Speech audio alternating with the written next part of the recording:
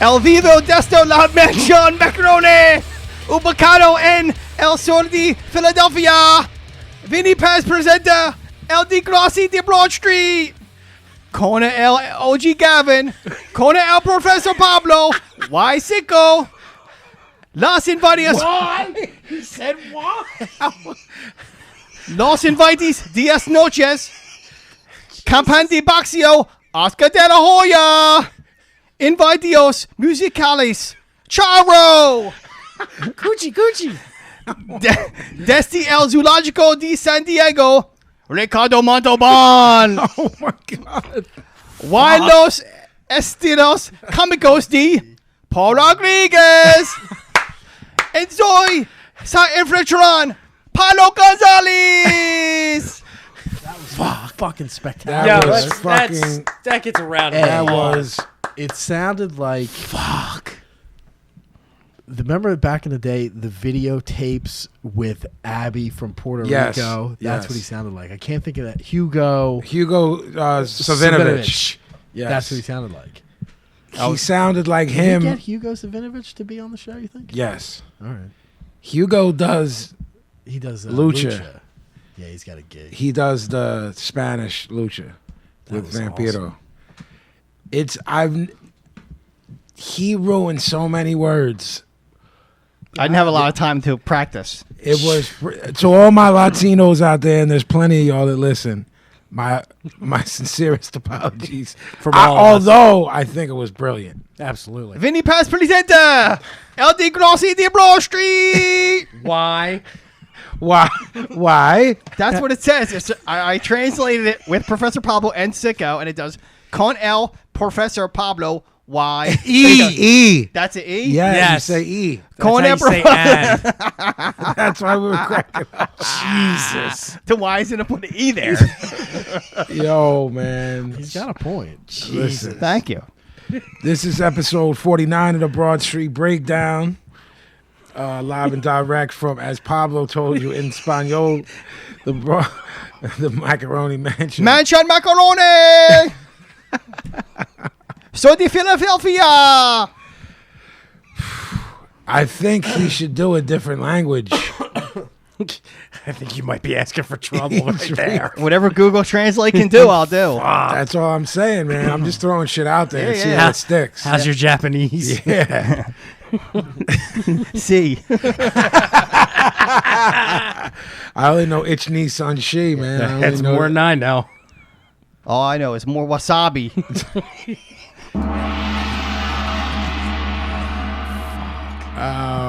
Episode 49 of the Broad Street Breakdown. Gentlemen, what's the haps? What's the deal, Sicko? I mean, what can I say after that? How There's do you really follow not. that up? That was fucking brilliant. There's really not much. I mean, really, we could just end it. I mean, that's the show right 4 there. minutes. Good night. See. I'm trying to do Spanish all episode. All right, Professor, what's the word? Nothing. Bien? Bien? Nada. That's it. That's it. Yeah. Nada? Está bien? What was that? What do I know? I don't know. Nothing's going on, man. I You can got- barely understand him when he speaks English. That's You're asking true. me You to got your understand his retard Spanish? shoes on. Yeah, I'm trying to. I got my ultras on. Right here. Say, what are they called? I think ultra. Oh, I thought you were saying like ultra, like No, it's A. ultramagnetic. Begins with A. Ultras. ALTRA. They're so comfortable. And then Jimmy's getting upset. and then there's They're different- comfortable because you have to, and they make you run faster because you're gonna get beat up Right. by everybody when they look at your Right. shoes. They look like the feet of the dude who once held the record for the longest field goal ever kicked. He had half a hoof. And Legit? yeah, shoot. He had half a hoof, and they made him this shoe, like a kicker. It was a field goal kicker, and they made him this bit. They made him an air Zagreb. Yeah, so it looks like it looks like your John. The 1st and 10 reference Why don't right you there. get iron cheek boots? Frizz was going to get them for me. He gets them at the Halloween shop he sports. Why don't you get them? They might be hard to drive a car in. No. I think they'll get stuck up in your. I like how quickly you said no, they're not. Like he's done it. Yeah, like look. They get stuck you in all wanna the talk- wires, man. Look, you want to talk about driving around in chic boots? Listen, I'm let the me author- tell you about driving around in chic boots. He's like, I once drove from here to Tuscaloosa in elf bits. It's true. Does that have anything to do with your U-Haul story from North Carolina? No. OG, what's the haps? I was sick all week. To what level? Like, Is this where we can drop in from like the other episodes? Oh, I don't get sick. Vitamin C, I don't get sick. Wow. You know how many times I was sick this year? Let me tell you something. None. Let me tell you something. A, that's a terrible impression of me. B. I don't do impressions. The reason I'm alive still is because of the vitamin C. So you're alive because of the C. C. C. I was is at. fired up. I was he at. is. A, He's I, fucking sparked up. I was at a 6.5 on a 10 being the worst sickness you could have. So it wasn't so bad. I had a pre-existing doctor's appointment, so I fucking took care of that at the same time. Knocked it both out. Exactly. I mean, you don't fuck around. I don't. Did they have to do a finger up there? No. I like that had he something. used a whistling gimmick and he can't whistle. Give me it again. I'm a little Jake. chapped right now. Give me again. I don't know why I can't do it tonight. Well, I gotta close my eyes. There we go. What's your? Get around. Wait a second. Did he just say he can't whistle unless he closes his eyes? Yes. What is that about? But he did it. And he though. did it. I saw it, so he's not making it up. And I can't pee in public without my eyes closed either. I don't know what you want to happen. Are you waiting for something? Jesus. Yes. I guess that's the etiquette. Does that have anything? Sometimes when I open my eyes, other people are in the room. Yeah. Does this have anything to do with when you got hit on in the bathroom? No. Were your eyes closed then? No, my eyes were wide open. They were. Yeah. No. What did the guy say to you? He was like, for people who don't know, in Philly, Kelly Drive is like where all the gays like to what they call that with the rollerblades. What the? They like to rollerblade on the Kelly Drive. Everyone does Kelly Drive. Then man. you're gay if you're there. No offense. But he was saying to me, "Hey man, do you like to rollerblade? I rollerblade down Kelly Drive. You should come with me one time." And I knew where he was getting. Wait. He said to you, "You should come with me one time." And I was like, "Yo man, Wait. it's all good, dude." Wait a minute. Yeah. Relax for a second. All right. Oh, let's All right, hold on. Before you start, hold let on. me ask you a question, OG. Yes. Did you know this story prior to me bringing this up? Yeah. Part of it. I didn't know about the Particulars? Kelly Drive thing. Neither did I. And this, from what I remember, was the bathroom of a place in the suburbs. Correct. Am I correct about That's that? correct. You were out to dinner with your wife. Yes. Pre-kids. Probably. Yeah. All right. Yeah. That's all. That's as much as I know. That same here until so you go into the That he was bathroom. allegedly. Right. And right. Allegedly. We're going to delve right now. Underline allegedly. And We're going to so delve. we sit down. He Possible takes our he made drink this order. story up. Wait, it was your waiter? This is what I'm saying. All right. That's sorry, what man. Go ahead. that's what I'm painting the picture. Paint the picture. He took our drink order. Then I went to the restroom, and he was already in there. And I was trying to do my business at the stall. Right, with And your then, eyes and then he closed. was rapping with me. Right. Right. I have my eyes closed. I'm trying to whistle Yeah. and pee. This eyes closed thing It's is blowing a my mind. It's me too. I'm blown. Go ahead. And then he was like, "Yo, man, I don't know how it got started. All right. As soon as you hear his voice, are you like, yo, this is like. I have a rule like I don't talk to men in bathrooms. That's my rule. It's not your rule, motherfucker. It should be a universal rule. Yeah, I thought it was universal. Or like an excuse me, you'll get the excuse me or nice weather. Like that's enough. I'm Because not if you're even having if that. another dude's uncomfortable, I'll reciprocate. The nice weather we're having. Yeah, man, it sucks. That's all I'll do. What will you do? I'll reciprocate. Oh, there All you go. right. Yeah. You got it. He didn't. But other than that, like I'm not rapping about like so. Where There's we nothing to talk about, No, man. fucking nothing to There's talk about. no need No, for conversation no, in no. that situation. So, needless to say, he started the conversation of however it got started. What did he? How did he start it? It was, I think it was something like, it was Sunday, and he's like, "You're not watching the game," and I was like, "Nah, I'm not really a sports dude. I'm like a skateboarder," and he's like, "Oh, I'm a rollerblader. I rollerblade down Kelly Drive. You should come down with me sometime and rollerblade." And I'm like, all right, I know what that means, dude. Like, not having it. Was this before or after the reach around? You know what that means? Nothing. I think this whole Yes, it story is a does. farce. Go there tomorrow. Wear your rainbow shirt, and believe me, I we'll come back want to with 10 know why numbers. he thinks that this is some sort of. Well, is that where it ends? Was there more? No, I mean that No, was the gist of the conversation. No, was it like, wasn't a crazy story. It was just No, an I'm anecdote. saying, like, did he, like, actually Did I complete? proposition him? Did I Like, complete? Did you finish? I finished? He believes he was propositioned because of this Kelly Drive thing, Yeah. which I see no validity in. Can't wait And till the I'm, fucking. and I'm asking, is that the only thing he said to you? If we go to the He's shop, doing- we're gonna see like whoever jogging or doing their deal, Yeah. like of every persuasion, Yeah. from color to Can't whatever. wait! Can't wait till this airs, and you're going to be proven wrong. I can't. Now, wait till now, there's- is this 10? Is it changed since 10 years since they built the riverfront up? Maybe it has, but back in the day, a cruising spot. I want to know where he got this from. I know and- people in the scene. I know people that you know. Hello. I've never Where do you think heard I get that. all my I've never information heard from? that. I I know. There's over 100 years of Philadelphia. It's the in this Brambles room. of the Brambles of Philly. Look, there's no Man. Brambles of anywhere. I thought that was Woody's.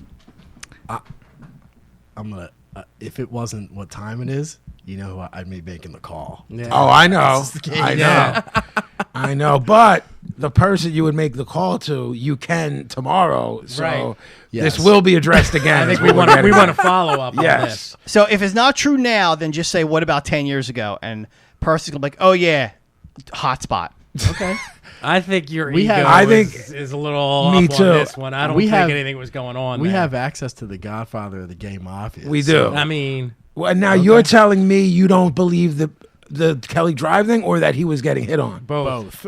You don't either. I don't think he was getting hit on. I think it sounds like the guy was doing waiter stuff. Right. Like they happened to be in the bathroom, You're and the right. waiter felt compelled to have awkward conversation, Right. Because he is currently his waiter. He's working for a tip. Yeah. Hey, yo. Yo, he was working for a tip, all right. If he's his waiter, The invite, though, Pablo is insisting he was invited. Did he specifically There's invite like, you? "Yo, man, like that. You should check it out." It's No, dope down now there. that's not an invite. You're saying it's like your first story said, "Yo, you should come with I me." mean, the facts are hazy at this point. I mean, Brilliant. but the gist is is there. there. Yeah. All right. So you're saying what I'm doing now to you is semantics. Yes.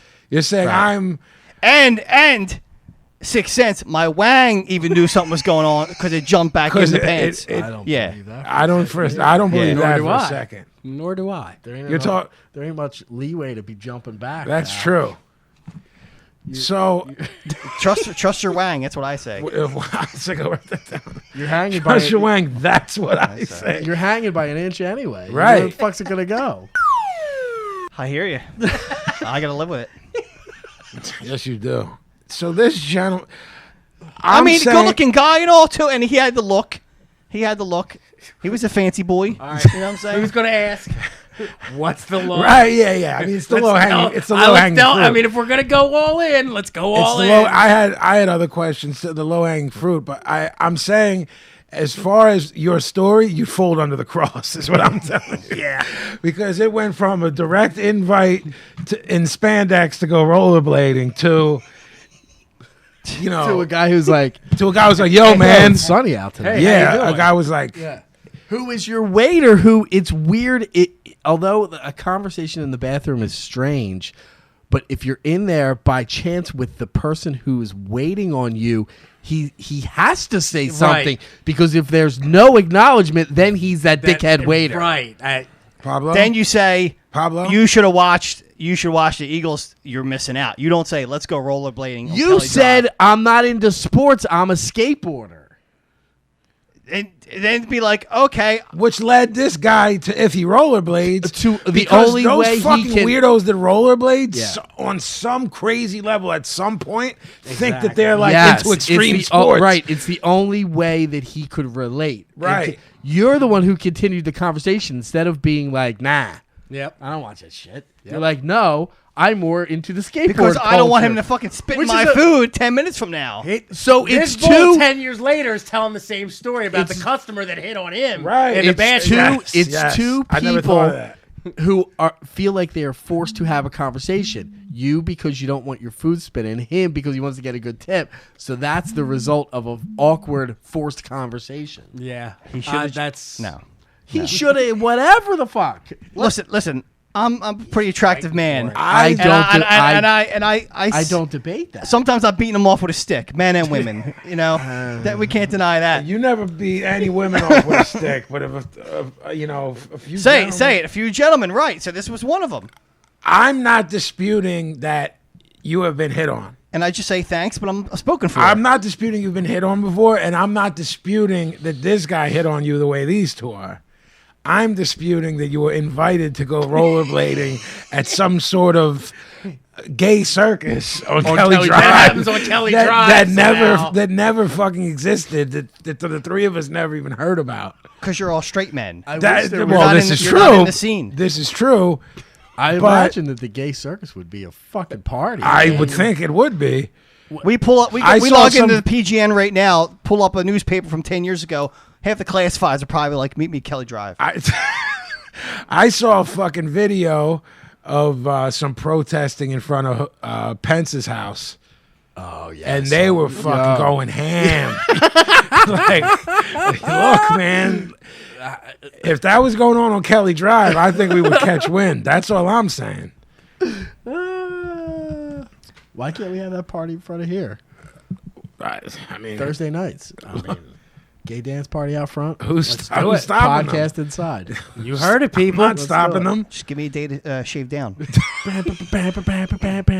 that kind of music. Yeah, like EDM or SpongeBob whatever. when he Yeah. the jellyfish move in. Yeah. Hard. Yeah, We'll It's- get some You fancy seen that one? lights. Yeah. and That one's just lose Pit them yourself, man. outside. Just lose yourself, man. Yeah. Hard. Yeah, I'm not buying that story at all. I never heard it with that much detail in it. Now that I have, Yeah, it was- Again, it's been a long time. My brain's not what it I was. bet. So, have you been hit on by a gay man? I mean, yeah. And how does that go, though? Is that obvious? More obvious than mine? No, it's way less obvious than what you think yours was. What was yours? I mean, If I can interject really quick, I just want to let people know, because if you listen, you've probably seen videos and or pictures. Sicko was once thin and had a bouffant. quite attractive. Yes, I. Well, had I didn't say No, that, I but was you all right. you had the how would I word that? Oh, my apologies. I just bumped the mic. I'm not sure how to say this. Some of the qualities that the gay man looks for. I'm looking for a word that I can't find, but some of the Well-kept male? well-kempt, Yeah. bouffant, Morrissey sweater. Yes. Worked in the bar business. Yeah. I came in contact with all types Right. of people. So, and I'm actually defending you because He was a looker. I'm not saying that either. Thanks, buddy. But I was. You can say it. I have, for obvious reasons, never been hit on by a man. Whether I'll believe that. you think I'm lying or that I don't. think That happened, I I don't think know. you didn't know. You didn't know. I think I'm pretty aware, man. I'm a lot of terrible things, but I'm pretty self-aware, which is a good thing. Go on. OG, have you been hit on? Yeah. Like flat out hit on? Yeah. OG is an attractive man. He He always is. has been. He is, but there's two ways to go with that. That's like, I don't want to fuck with this dude and catch an L not knowing that, you know what I'm saying? The OG leans very left and like this could go wrong and I could get True. some shit could happen to me, you know what I mean? Which has happened in this country, or in the world. You know what I'm saying? You put a leather jacket on him, call him Butch. I'm marking all day for it. What do you think about that? OG, about being called Butch? He's trying not to laugh. He's still. no selling. You could live a fucking whole different lifestyle at night. Listen. What do you say when someone hits on you and you say I'm not interested? Well, the do one- I I did mean, I do I it? don't- I want to hear the end of Sickos and then Gavin's.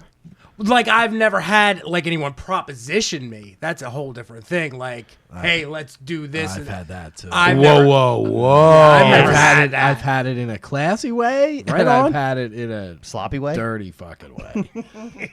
Whoa. That was South Street back in the day, man. Look, it was anarchy down there. Look, I was there. There I'm was just saying it's ballsy to do that of any persuasion. Let me preface that.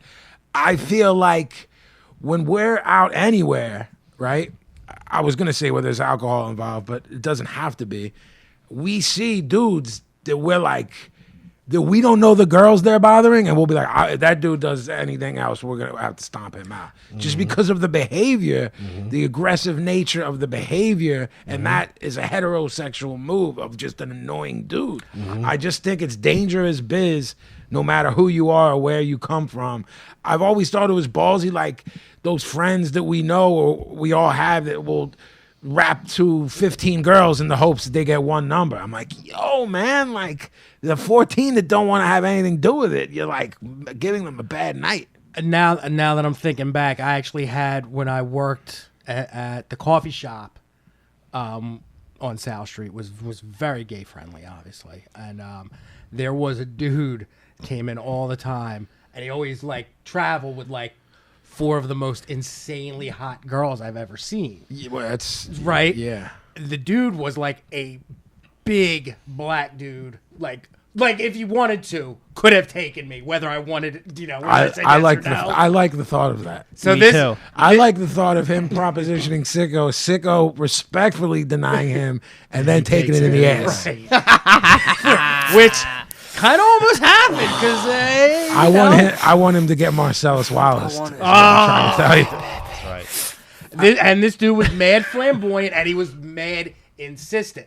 It would start off like with a joke, like insistent to you, or his personality was just over the top. His personality was a little over the top. So a mixture of both. So it started like what are you doing when you get done work? You should come with me. Like, and my thing was always like, I'm trying to get with these 4 Johns. Not even that. Like, ha ha ha.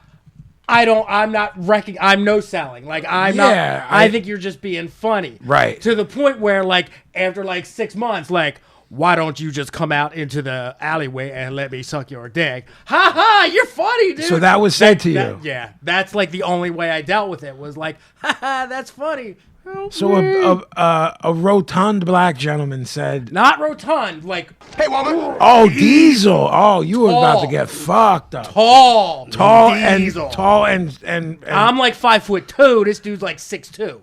And ripped. I thought you meant like, I'm picturing like Magic Johnson's son gimmick. Like a big fat flamboyant bull. He about to get training day. Had that shit pushed up. Right. Jesus. I like that line sticks out to him too. It does. He was very nice. He never, thank God. Yeah. Never tried to impose his will upon me. If he wanted to. He was insistent, and I did the I guess what like a lot of girls do when that one very persistent guy that's hitting on you, just like, ha ha, you're so funny. You're such a good friend. Like, I just didn't acknowledge I just can't fathom what it is to be a woman that has to deal with that. You know what I'm saying? I wouldn't even. And that spans, you just watch it every day of your life, man. You know what I mean? Well, just watching those videos of the girls now filming themselves walking through New York. Just getting hit on at nauseum. It's insane, man. Yeah. Well, I mean, it's part of like the on-running joke that I always had with you, but you can co-sign me because you've been with me the most. I've never like flat out in the traditional sense hit on a girl. Yeah. You know what I'm saying? Like, yo, what's the deal, ma, and all of that type of shit. Things, if they happen in a natural manner where, you know what I mean, Gavin's girls got a friend and we hang out one night and end up talking, you know what I mean? Things have happened that way or something, but to just, I feel like it's an invasion of space, you know what I'm saying? I mean, that's when South Street started going in the shitter, when like 2 girls couldn't even walk down South Street without getting like their arm grabbed. Like, yo, honey, come talk to me. Yeah, well, it went through these various stages of shit. It was like punk rock shit, the dumps, and then like hip hop shit, the dumps, and then it went through like every drag of every subculture, kicked it there for a while until it became what it is now, which I said in previous episodes, I haven't even been on it in years. And Gavin said he took the kids for like ice cream or something and saw it, I think, or something. We went right? to there was a game store down there. They had a game, right? And I literally parked half a block off the street. Kathleen and Xavier jumped out, grab the thing, they jump back in, and we were out. Right. It's almost like I went down. Me and Jackie drove down to try and go to the Adidas store. I fucking worked myself. You remember I was texting you. Worked myself up to fucking go down to the Adidas store. Yes. I remember. Drove down there to park. Didn't park yet, and it's fucking shut down. Yeah. Me and him were on it For the this show. past summer, Right, for the like show. Saturday night, like 10 o'clock. And what was it like? it's like shit you know how the show. gallery shut down. Yeah. That's where everybody's at now. It's like an outdoor version of the gallery. It's like So it's like the Greek? kind Yeah. of like ATV, like four-wheelers all up and down the street. Motorcycles parked With loud there. Yeah. music. Like, So like, it's like 8 blocks of Atlanta. yes. Freaknik, yeah. Okay. Bad, man. Yeah. You'll shoot somebody. You're down there too long. Yeah. That's let me say the realistic last time I was down there, it was turning towards that. And like you always watched your back on South Street, but you kind of felt safe being a punk or hip hopper, hey, because that was your home, and maybe because you had friends like every corner. Last time we were there, I was like, I don't know anyone here. Yeah, I mean, and there's people that just want to start shit. You know so I was what? like, That's a very good point because it was real rugged at certain points, but I was like, everyone out here that might stick somebody up, I know them. Yeah. I know every stick up kid, so I'm not, you know what I'm saying? But it's like, yeah, that's a very good way to put it. Where you would go there and you're like, well, it's not, the danger is not different. The level of danger of different. The actual danger is because that's not my man's no more. Everyone I knew that was there is either they're down for 20 years, you know what I mean, moved or got their shit together. You know what I mean? I wouldn't know the stick up kid. It's all that- new kids now. Right. Yeah. I mean, I would. We're like 3-4 generations removed at this Right. point. Right. Yeah. I mean, the early. I'd have to say like. Maybe early 2000s. You know what I'm saying? Like I rocked the TLA, and then went to where my DJ was spinning after. But again, that's very insulated Right. because you're the artist. Like here's your back. I wasn't walking It's up and even down changed South since Street. then, dude. Right. It's even changed since But you then. feel what I'm saying? It's Yeah. not like I was on the strip You were the night walking. of my show because there's gonna be fans. You know what I mean? And then it's gonna turn into a bloodbath on South Street. It'll turn into Dear Vin in real life. Yes, which happens on every tour. Pretty much. But you guys have to wait for the next tour to get the tour stories. Can't wait. Can't wait. Yeah. For the glip clop. Yeah, and that's where it'll be too. Yes. So we got sidetracked here. That was a fun little side It was. though. It was. We got sidetracked since last show. Jimmy Superfly Snuka passed away. Everybody here knows Snuka, even though you guys don't get time to watch the biz much anymore. Obviously, you remember him from your childhood. Absolutely. Gavin and I discussed it because when you told me he passed and I told you Nicky Scarfo passed. Mm-hmm. Yeah, so Nicky Scarfo, for those who don't know, came after Angelo Bruno in the Philly mob. 1980s, Yeah, ran buck wild. Fucking maniac. Changed the culture of American mafia from a very calm, calculated style of doing things into I'll blow someone's brains out on Broad Street. Take that in the middle of the day. in the middle of the day. Yeah. So take that out you want to. But Snuka passed, and so OG, we got to talking, and something I didn't know because we always joked that the Bruno and Zabisco storyline is what made your head first explode. Yeah. And then you had said, well, this is kind of weird for me because Snuka was a huge part of that. Is this? I mean, I'm trying to think of like what was Snuka and the Sheik in a territory before Vince together? Were they in Georgia? Like they trained together and stuff, or was that like was that WWF? No, with Iron Sheik, you mean? Yes. Yeah. That Not was the with- original Sheik. That they were. What am I blanking on his name? Gagne. Vern Gagne. Stuff. Yeah. Okay, so is They that were like Midwest? Like okay? out there. And is that? Did you get hip to that? But, No. So okay. My Snuka came in to Vince. I'm gonna say I'm guessing maybe 82? 81. That early? 82. 82. Okay. He came in as a heel Albano was his manager. Right. But he started getting over. Right. People, I mean, he's arguably, if you talk about the top 10 most over workers of all time, obviously you say Hogan, Austin, The Rock, blah, blah, blah. When you start getting into that 6, 7, and 8, Snuka's in there for sure. That motherfucker was over. Yeah, like a motherfucker. As a heel, the first time that I'm aware that I was just gonna say to you, I'm trying to think if the fans were dictated, the ones who turned him. Yes. Which now is, and so they ran with it. Right now it happens whatever. Yeah. But they went with it, and real slow burn, if I remember right, of Snuka really gradually turning babyface, really, really slow. Then one week they did an angle where Buddy Rogers at the time was doing a little talk show kind of thing on the actual show, similar to what they did later with Piper's Pit kind of thing. It was called Rogers Corner, if I remember right. And he had Snuka and Albano on, and the angle was that Albano had taken all Snuka's money. Snuka fired Albano on the show and then said he wanted Buddy to be his manager. That was the turn. Snuka goes out to have a match. Albano comes in before the match starts to confront him, and Ray Stevens comes out and stomps Snuka's the fuck out. Takes off his Hawaiian bead fucking thing, busts his head open with it, pile drives him twice on the cement. I'm a Ray Stevens mark, by the way. Fuck yeah. Listen. And I have this real vivid memory as a kid of this streak of blood on the concrete floor out front of the thing that later when the network or Vince or whoever cleaned up that footage, they cut that out.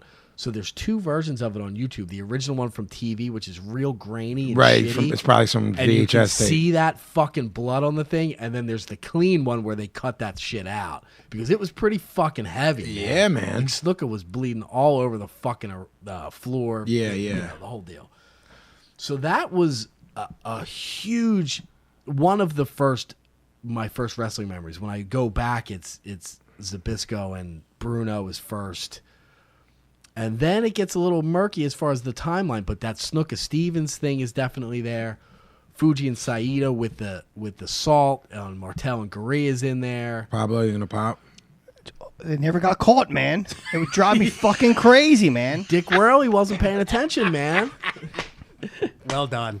First off, you just fucking pit Dick Worley over. I know you do, which is fucking like one of my favorite fucking things of all the things I love about you. The fact that you like 35 years later still pit over fucking Dick Worley was no nonsense. That motherfucker wasn't having it. He'd push you out of the fucking way. Dick Worley, man. Like they put his name on the fucking thing. Dick Worley. Yeah, right. When he was fucking, when you had the closed fist and he was counting, you better He'd slap your hand. Yeah. He would check you a little bit. He had a fucking Marine haircut. That haircut means fucking business, man. It absolutely does. You have that haircut, it means don't mess around. Don't break my rules. Watch. Right. I have rules. Right. They are not to be broken. Right. What's his name? Sergeant Slaughter with the Cobra Clutch Challenge. Yeah. Pat Patterson started to break out, and then Slaughter fucking gave him the knee in the gut. Did he still have the Intercontinental strap then? He was an announcer, but he would get fucking roped back in every once in a while. Yeah, he would do a little deal. Motherfuckers would like call him out. Patterson, fuck you, man. And he'd be like, okay, if I gotta come out, I'm gonna come out and fucking Right. Well, his body looked like he was 67 years old when he was 30. Yeah. And he had the dad body at what, 28 probably? Yeah. So and he took the Cobra Clutch Challenge. Patterson also was in another angle that I remember at the time with Blackjack Mulligan, and Mulligan every week wore the glove, okay? Yeah, So Patterson was doing announcing with Vince Jr. at the time. They were the announce team. Yeah. I think Blackjack wore that in his real life. I would glove. hope so. Yeah. We had a legitimate injury, man. Yeah. So what? Hi, Jackie. Hi, Jackie. It's Jackie Brown. So every week Patterson would do the after match interview. Yeah. What just happened? How did you how did you get away with that? Yeah. Which they should bring that back. I man. agree. Sorely miss. They tried to do it with an incapable person with inside, I want to say 2016. They should do it with Patterson. What's he doing? He's in the back fucking He's just making fucking, up finishes. Yeah. He's just got a paid position. So just walk out. Right. Walk out 20 feet further than where you're already at in Right. Gorilla and just Right. go Just in your broken French Canadian or whatever. Right. So every week he would give fucking Mulligan shit. I think that glove's loaded. Yeah. And Mulligan would be like, nah. So then Patterson started bringing an apple out. He'd say, if your hand's so strong, you do the claw, you squash this apple. And for weeks, man, Mulligan was like, nah. Blassie would pull Mulligan away. Like, you're not doing that. You're not doing. And finally, one week he had enough, and he took the fucking apple and smashed it. And he's like, Bob Backlund, this is you, Bob Backlund. Smashed the fucking. Oh, it was so good. And you could tell it was like a rotted apple. Yeah. They let it rot since since the program was thought of. They started letting this apple rot. rot. Of apples over by the side. Right. And when they start browning, someone's coloring them with a red marker. Yeah. So that's an early one. But, there's a bunch of them. But that Snuka one was fucking mind-blowing to me when I was a kid. Yeah. And shortly after that program was the Snuka Morocco thing. Yeah, which the Dean got Morocco, over yeah. fucking... just for someone who's not even an old fan, that image of him off the top rope, the cage in the garden was that is was a the legendary final thing. Yeah. with Morocco, right? Well, what happened first was they did whatever TV angle, and Snuka jumped over the top rope to the floor on him, and that was, obviously the first time I ever saw it, and maybe arguably the first time anybody ever did it. Yeah. It happens now fucking every other match, Yeah. but at the time, it was fucking crazy, man. Yeah. And that Madison Square Garden match was the culmination of that feud. Snuka had jumped off the cage before when he was a heel, feuding with Backlund, but Backlund moved. He never hit that off the cage until Morocco. Right. And he actually lost that match.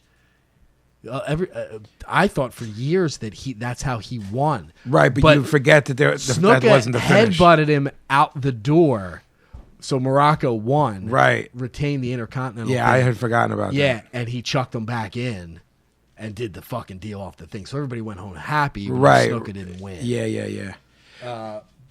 Right. Well, yeah. So that kind of led us into what had happened. What year? For people who didn't know, it was a house show in Allentown, correct? They did the TV tapings there. They did the TV tapings in Allentown. Yes. And Snuka was with a girl. If you want to, you probably. I know super complicated, but Snuka was with this girl. This is what, like 84? 83. 83. Okay. So it's when he's over at his height. Yeah, like the biggest fucking. I want to say it was 3-4 months before the Madison Square Garden thing with Morocco. Okay. Like this is the height of his thing. He gets arrested by 5 cops because he beat the shit out of this woman, Nancy. I want to say a month later, she's dead in their hotel room together, and he's got some bullshit fucking thing. She fell and hit her head and whatever. There's way more to this story, but this is the short version of it.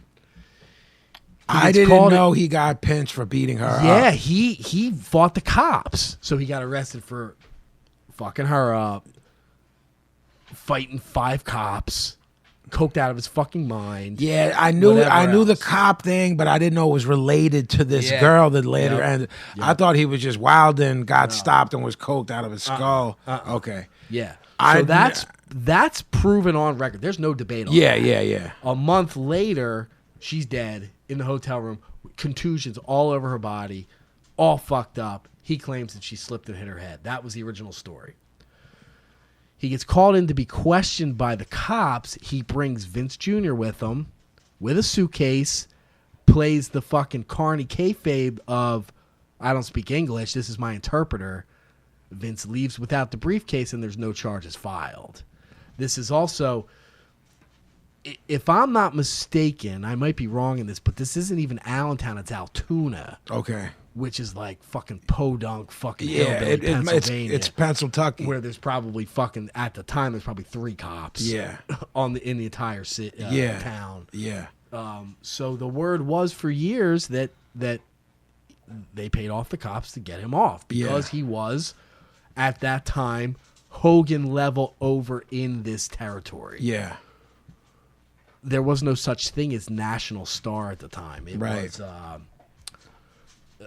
sectioned off. We've gone through this before. Of course. It was sectioned off. And this is the guy who was drawing the most money for Vince Jr. Yes, Vince Jr. had within a year or two before had gotten the company from his father. Yeah. At that time, he hadn't taken over anything yet, and I'm sure he had the plan to. This is pre-Hogan. Yeah. Hogan was there, but as a heel the first time. Right. If you have a star of that magnitude in your little territory that is solely selling out Madison Square Garden, you do whatever you can to fucking protect that money. Yeah, of course. Especially because the business wasn't fucking anywhere near where it became in a few years. So any money you were bringing in, you needed to have that fucking money. Yeah. Especially they ran the Garden, I want to say once a month. It was once a month at that time. Yeah. So you need a motherfucker to sell that out. Yeah, and you're you talking don't sell that out, the money you're plus. putting into it doesn't pay off. Right.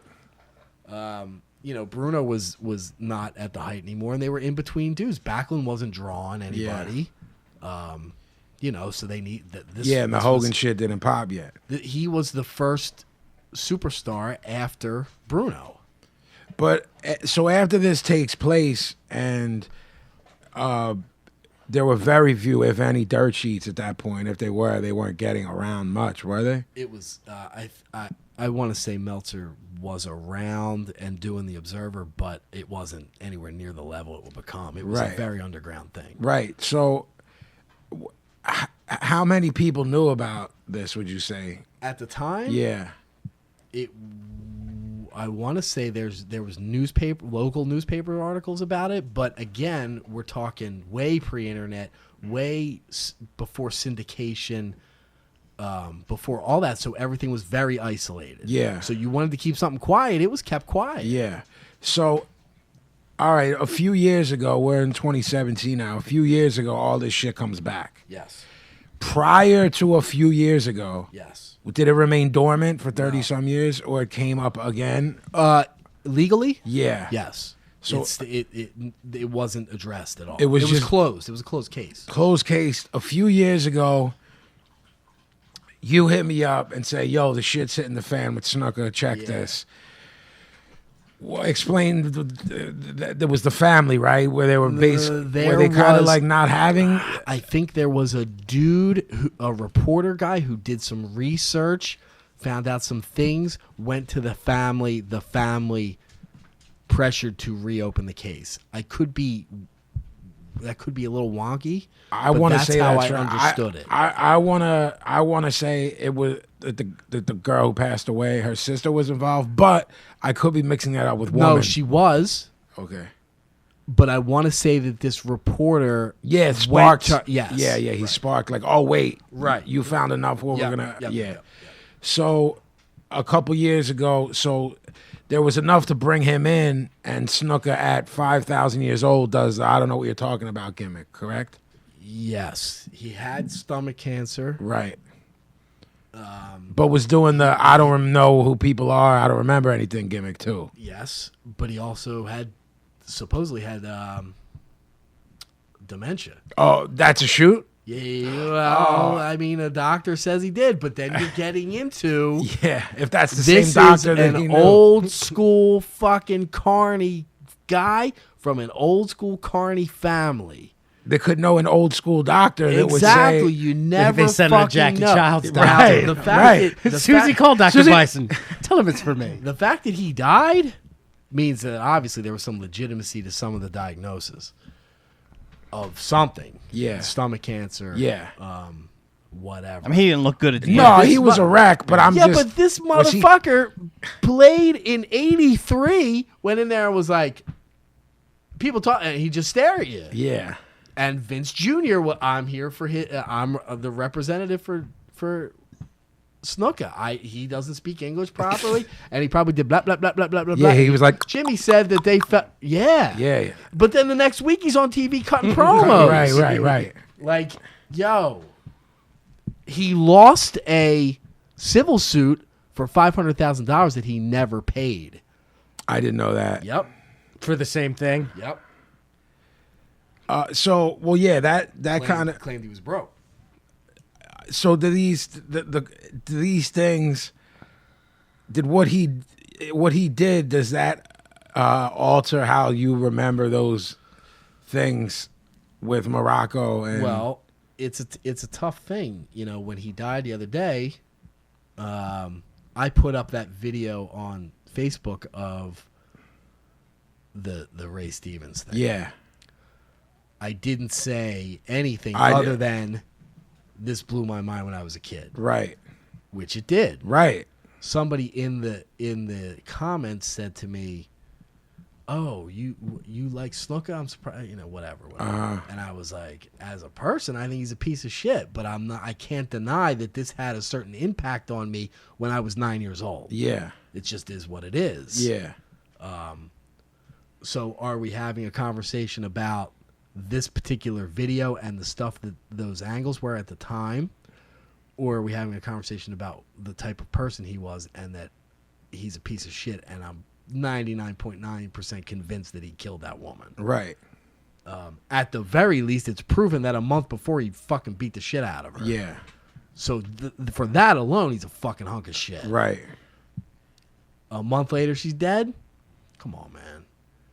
Yeah. I But mean, you get those people who say, well, it was never proven, because there's certain people who can't justify in their head being a fan of something that this person did on one level, but that this person's a piece of shit. yeah, they can't allow them both to live in their head. And as a fucking adult, I can say this person did something at a point in his life that had a profound effect on me, but he also did this, which means that this motherfucker's a piece of shit. Even though he did this cool thing, Right.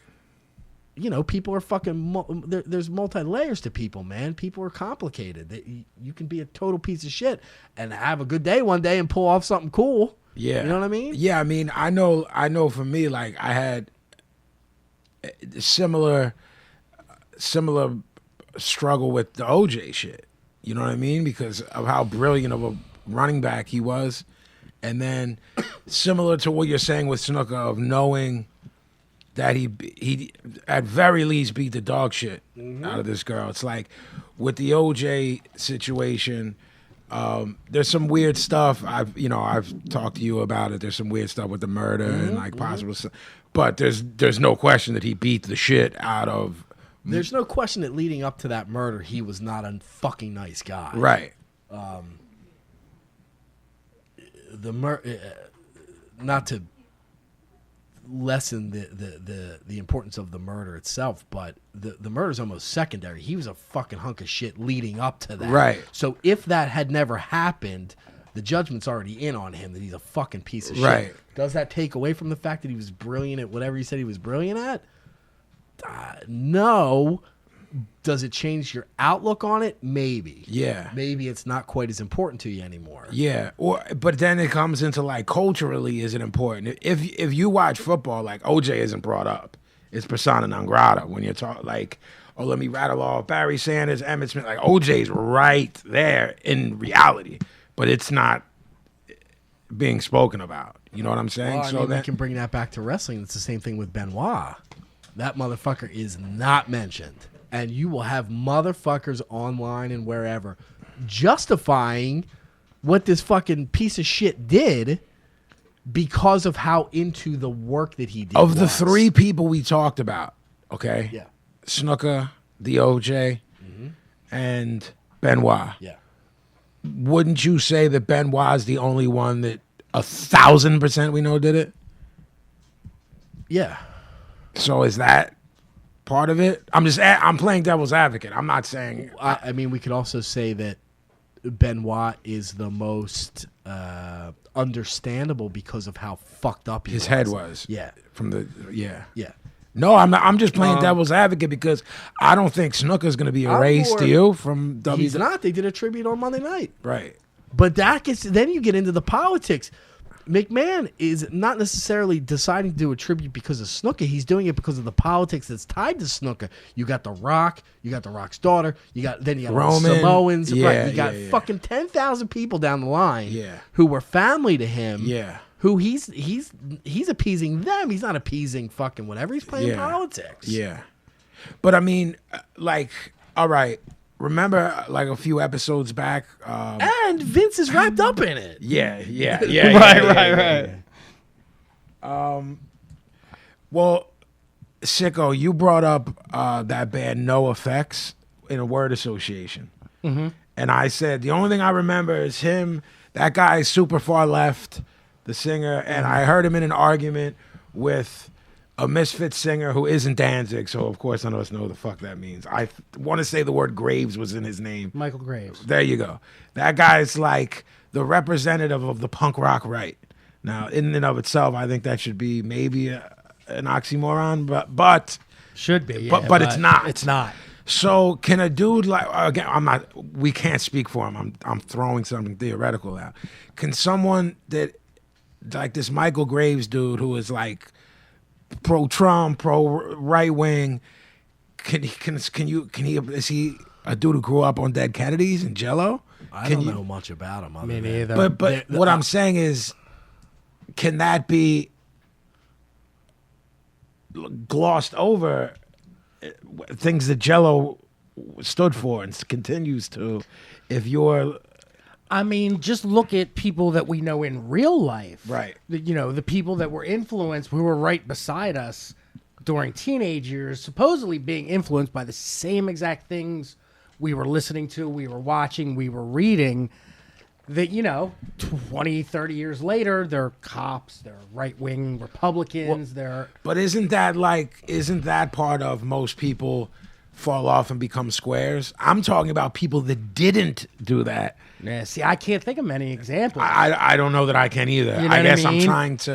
I'm trying to build off of the Snuka thing and that, like, how do I reconcile this with that? You know what I'm saying? Like, we talked about this earlier.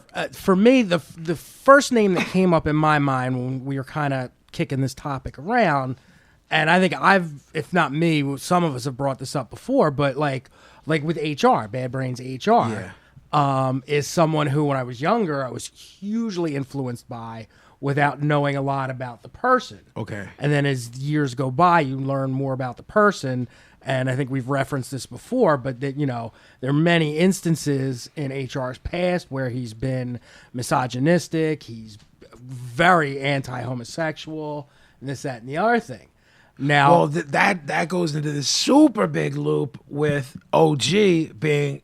I'm a huge OG, and I talk reggae probably more than any other music, and that's another thing. You know what I'm saying? Like, how do you reconcile that? Because that's such a huge part of that culture. It's a cornerstone of reggae culture, man. It's a cornerstone. Now, if it was once a huge cornerstone of hip hop. You know what I'm saying? Misogyny and homophobia. And I'm not saying that it's not now, by no means. But it has definitely gotten better. There are very, very liberal minds involved with, you know what I mean, hip hop culture, and the Rastafarianism and Ja culture. It doesn't accept it. It's black and white, man. Yeah. Let's just be frank about it. So it's like, where do you, like, not you specifically, Yeah, but where as do a you- person, where do you, like, how much of that weighs into your decision? Like, am I supporting this if I'm just listening to this music? Am Right. I supporting this if I pay for this? Like, for me, with the, I'll bring it back to HR. Like, it definitely colored my thinking of the man as a person, and it did overshadow the music a lot for me. Was it to the point where I'm like, he's dead to me? I can't. Yeah. I never got that bad, but it's certain, like, there's no way I could ever say, like, the Bad Brains were the greatest band in the world, specifically because of that. So it definitely impacted me in some way. Yes, I mean, that's part of what we're trying to get at. Right. But again, that's also not, like, physically beating up a girl or possibly murdering them. So it's kind of a different thing. But it's along the same lines. It's tough for me to say. I mean, like we were talking about Ika Mouse, right? Yeah, was that yesterday? Yeah. Like, that dude hates gay people. I know that we've... Louis Rankin, these dudes are doing interviews like Bomba Clad, Raz Clad, Batiman. I know we sort of addressed this in a roundabout way a long time ago. Yeah. It's really on a case-by-case thing for me. I wish I could be more consistent with it, but I'm just not. Neither am I. I don't think that you are neither. any less of a person for not being consistent with it, because I'm very inconsistent in a lot of very important parts of my life, not even trivial parts of my life. You know what I'm saying? If we're talking like different reggae guys, I don't care enough about that. It's not the bottom line with that is it's not my culture. Right. It's something I'm a fan of, right, and that I paid attention to certain eras of, but it's not my thing. So I don't give a shit one way or the other what a certain person's opinion on something might be. Right. I like 2 songs by that guy. Right. You know what I'm saying? Right. But I mean, like, historically, when you get into stuff like HR, that's more of a personal, super big part of who you were and who you are as a man today. Right. I don't mean that he's still affecting you. I mean, at one point he did.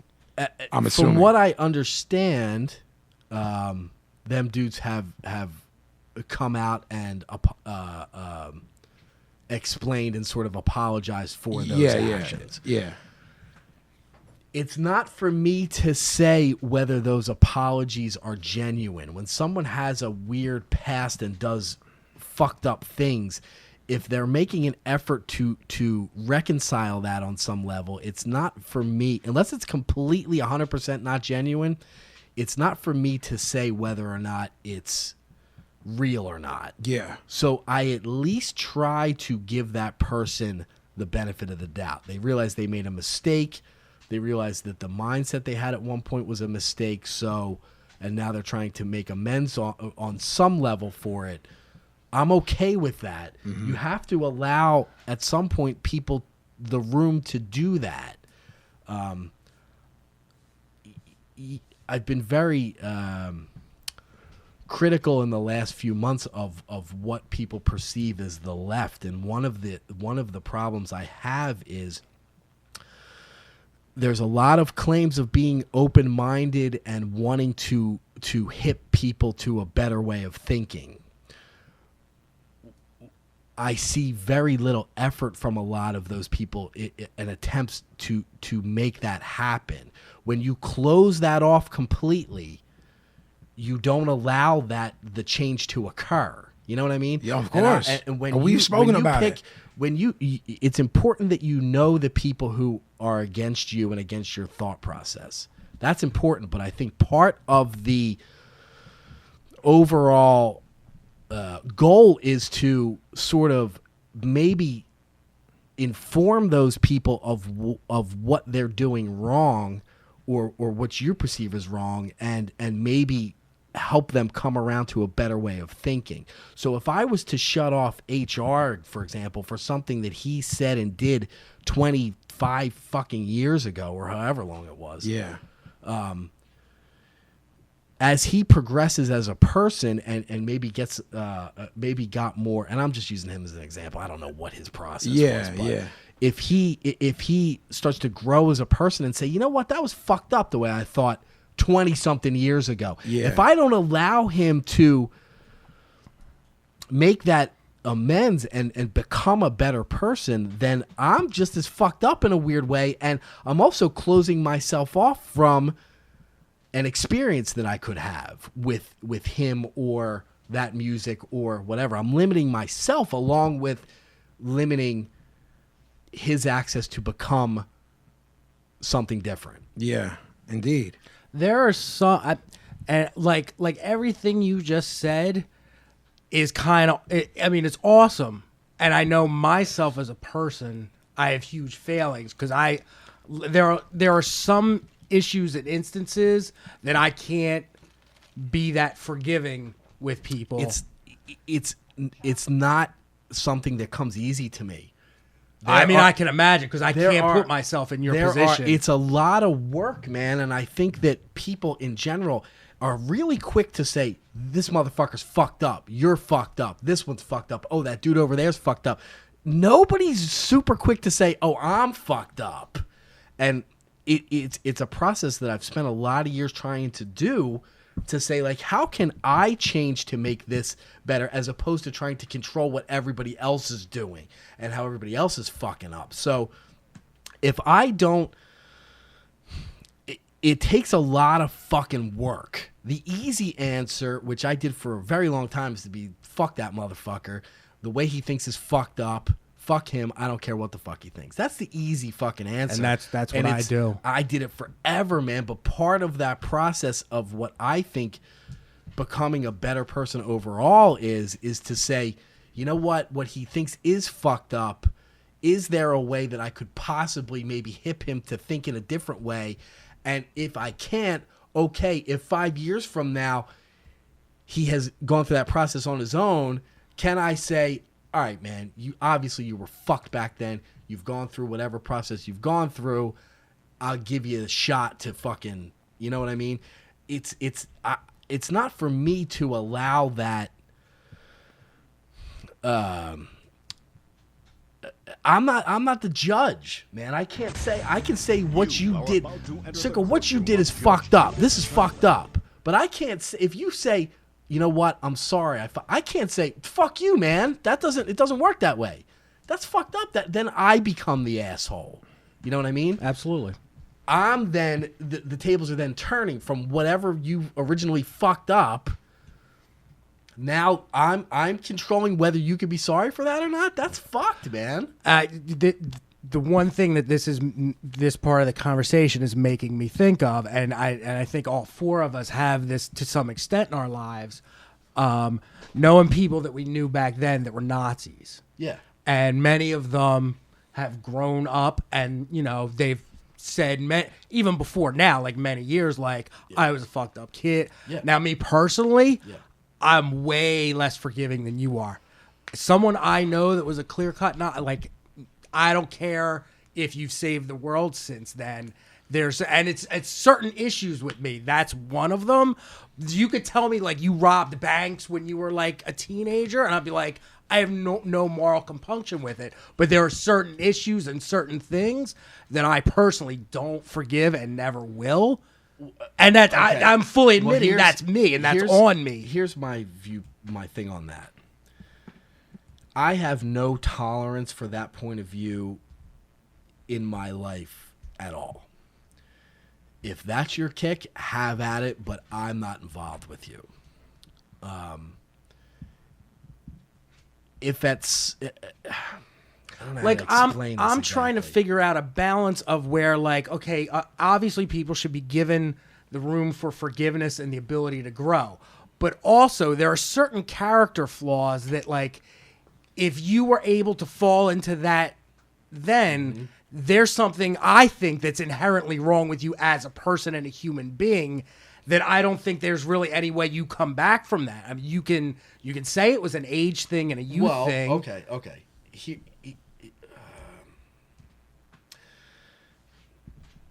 It's hard to put this into a perspective because of the seriousness of that sort of mindset.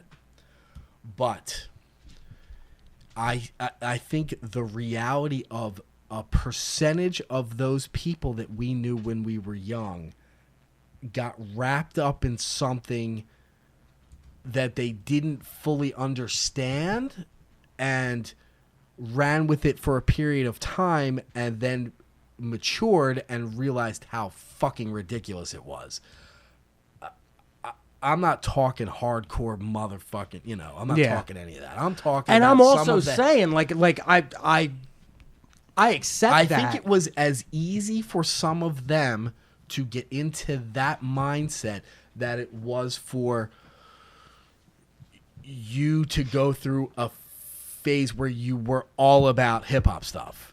Like that's what that's the mentality of, I think, some of those people at 15, 16, 17 years old was. They weren't as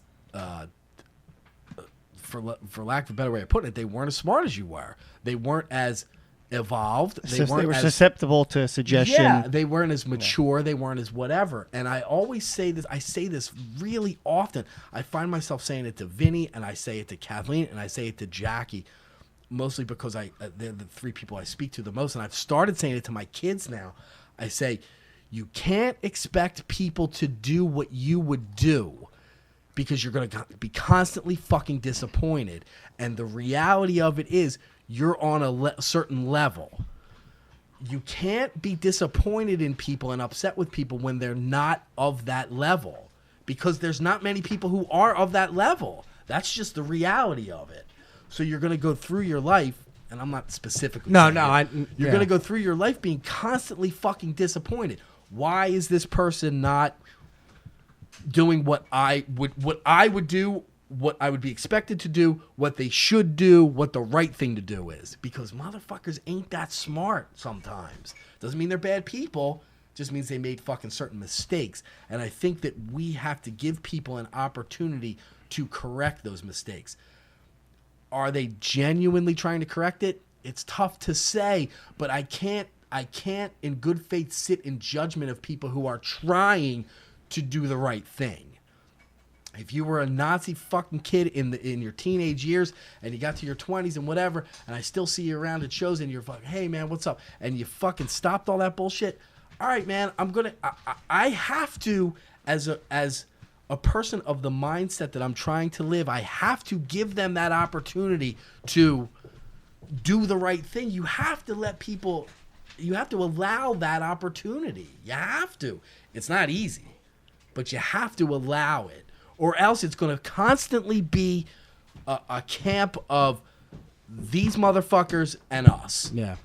And if there's an opportunity for a couple of them to come over to our side, I'm all for it, man. I'm all for it. And I don't mean just politically. I mean different mindsets, different attitudes, different thought processes, different fucking forms of art, whatever the fuck, man. If a couple people can fucking start coming over to our side, I'm all about it, man.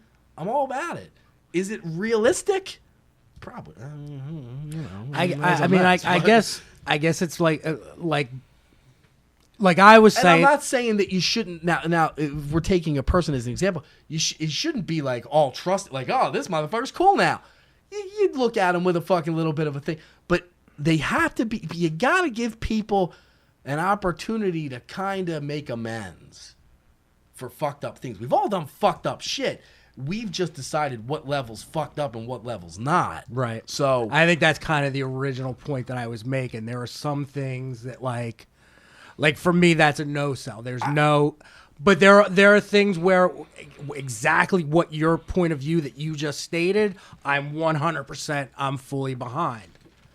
And really, in theory, I don't disagree with you. Right. But I have had experience you with have some way people more capacity to be.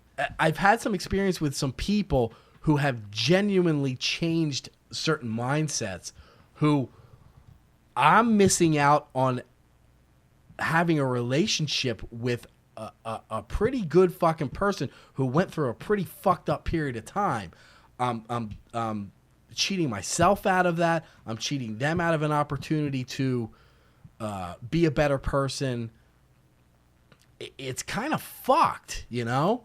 And I really try in my life to practice what I fucking preach, man. And like I said, one of my biggest criticisms of the fucking square left is that they're so fucking quick to judge, but they claim to be so fucking open-minded.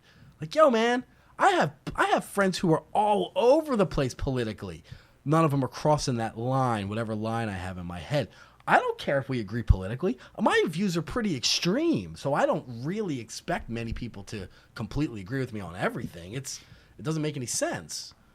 But it's okay to we think differently, you know, Absolutely. it's fine. Absolutely. Just don't cross that line into being a fucking asshole. That's the bottom line. Yeah. With it. Yeah. Don't be a fucking asshole. Yeah. Yeah. Well, that was fucking Snuka for you. I like when we get the OG going and when he really like Nah, he's the best. gets expansive on stuff like that. It's always eye opening to me, and it's always very informative. He knows things. He does. It's better to have Than to have not. exactly. It's better to have. You know, we all went through our whole lives like hating motherfuckers, being angry and fucking whatever. It ain't any fucking fun. And there's still plenty of shit to be fucking mad about and upset with and whatever. And we're still fucking miserable fucking people. But I'd rather surround myself with people and give some people the benefit of the doubt and give them an opportunity to fix the fucked up shit that they may have done. I try my best not to judge motherfuckers. I try. It's not easy, man. So I dig where you're coming from, too. Yeah. Like, because, I mean, for many people, I mean, on the same tip, you could kind of flip that, like, all right, take out the Nazi thing. And, like, we were talking earlier about, like, if we bring it back to the realm of public figures, like, take someone like R. Kelly. Okay, Mm-hmm. R. Kelly has done like the vilest things you could think of. Yeah. He messed with underage girls. Yeah. There's no like, I don't think I can think of a rational thinking human being that can defend that. You have literally millions of people. Not that they say he didn't do it. That would be like, I don't care. I still love R. Kelly. Yeah. I love R. Kelly and have purchased records of his after I saw the video in the barbershop. That's not easy to. It's tough. It gets into that. You know what I mean? Like, it's not easy to. That motherfucker continues to this day to do shit. He just married like a 19-year-old that he's had a relationship with for like 4 years. Yeah. So like it's okay. For example, last week on the word association thing, I think it was word association. Rob Lowe came on. Okay, Rob Lowe fucked a 16-year-old on camera that he picked up in a bar that was playing like she was of age. Okay, not justifying it on any level. There was another video of him and a friend of his fucking this other girl that they picked up, who I don't think was underage, but it was like a scandal thing at the time. Rob Lowe came out and said, "Look, I fucked up. Didn't try and defend it, didn't whatever." And I'm certainly not defending him. I think that's fucked too. Even though if she did try and play it off like she was of age in this club, I don't know how he could have known any different. But regardless, let's assume for a second that he knew and he fucked a 16-year-old girl. Fucked up, heinous, whatever. Came out, said he was sorry, and has since acted appropriately. R. Kelly, that motherfucker did this thing, he did that thing, he did this thing, he did that thing, and continues to do shit, and is like, I don't give a fuck what you think. I mean, there's been interviews. There was an interview with BET, and they were like, "Do you like younger women?" He's like, "I mean, I just be around young girls." What's the girl's name? Aaliyah. Aaliyah was 15. 15 years old, man. Yeah. That's younger than Xavier. Yeah. Like, what the fuck? Yeah. Look, like, man, you're a fucking cretin piece of shit, man. I mean, You know nobody what I mean? here, nobody in the room is more guilty than me, because I highly doubt any of y'all have ever bought an R. Kelly record. I own every R. Kelly record. So I'm the only one that's... In all honesty, I find him embarrassing musically. I almost think he's I like his music. I think he's almost like a parody of him. Well, there's shit that from a certain year on, it's like half of it is like a Saturday Night Live. I was gonna Chappelle say, piss on you skit. The videos I've seen of his is like a Saturday Night Live skit. Yeah, and just as funny to me. Yeah, he did a lot of really dope shit and then a lot of really whack shit. But he's musically speaking, he's got a brilliant mind. Absolutely, he does a lot of shit that if you told me you crack up at, I ain't mad at you. There's certain records where I'd be like, look, this is just really good 90s R&B. Where I don't I like can fly. I don't like. Won't any you braid of my that hair? 90s R&B stuff at all. Yeah, I love 90s once it got R&B. to be 1989, I'm out. Yeah. I got no time for the 90s shit. None. So I mean, going back to the original question, but that's the age thing. At yeah, the time, of course. between the two, where I was at in '92, you were at the ages I was in the 80s. Right. right. Go. Sorry. Well, no, because you being the only person that's really purchased R. Kelly music, like, so you can make that division. Like, he's. Well, I can make it, but it's still like I'm saying on recorded air. How do you justify? Yeah, I can't justify it. So what does that make me? Does that? I mean, I don't think it makes you more guilty for buying it. Like listening to it, watching videos, I think you're just as guilty supporting someone. Watching someone's movie on cable, if that you don't like that actor, then you've got the problem. You got the same problem. Purchasing it, I guess, is a little bit worse, but you're still. Yeah, I mean, but like, I mean, we all know we could go 4 hours. It's like I'm just saying, don't be hard on yourself. Is what I'm saying. No, I appreciate it. What I'm saying though is like Mel Gibson. This motherfucker just got a reprieve. Yeah, like I don't know how long ago he was asking the cop if he was a Jew and saying, he's one of them. "I dudes hope who- you get raped by a gang of N-words." He's one of them. Tape. And nobody, like everybody, still loves you. The one dude who called, I think it might have been Matt Lauer who said something, and he was like, I mean, I've made my proper mea culpa, so blah, blah. That's his answer. It's literally like the Chappelle skit where they're interviewing for jury duty, and it's like like, OJ, sir, my blackness will not allow me to say that he is guilty, and then like, well, what about Beretta? Oh, Beretta did that shit. Yeah. It's like you have to take each and every one individually, like like Mel Gibson's a fucking piece of shit. Right. and for what? But Why does if he Mel get the Gibson, pass?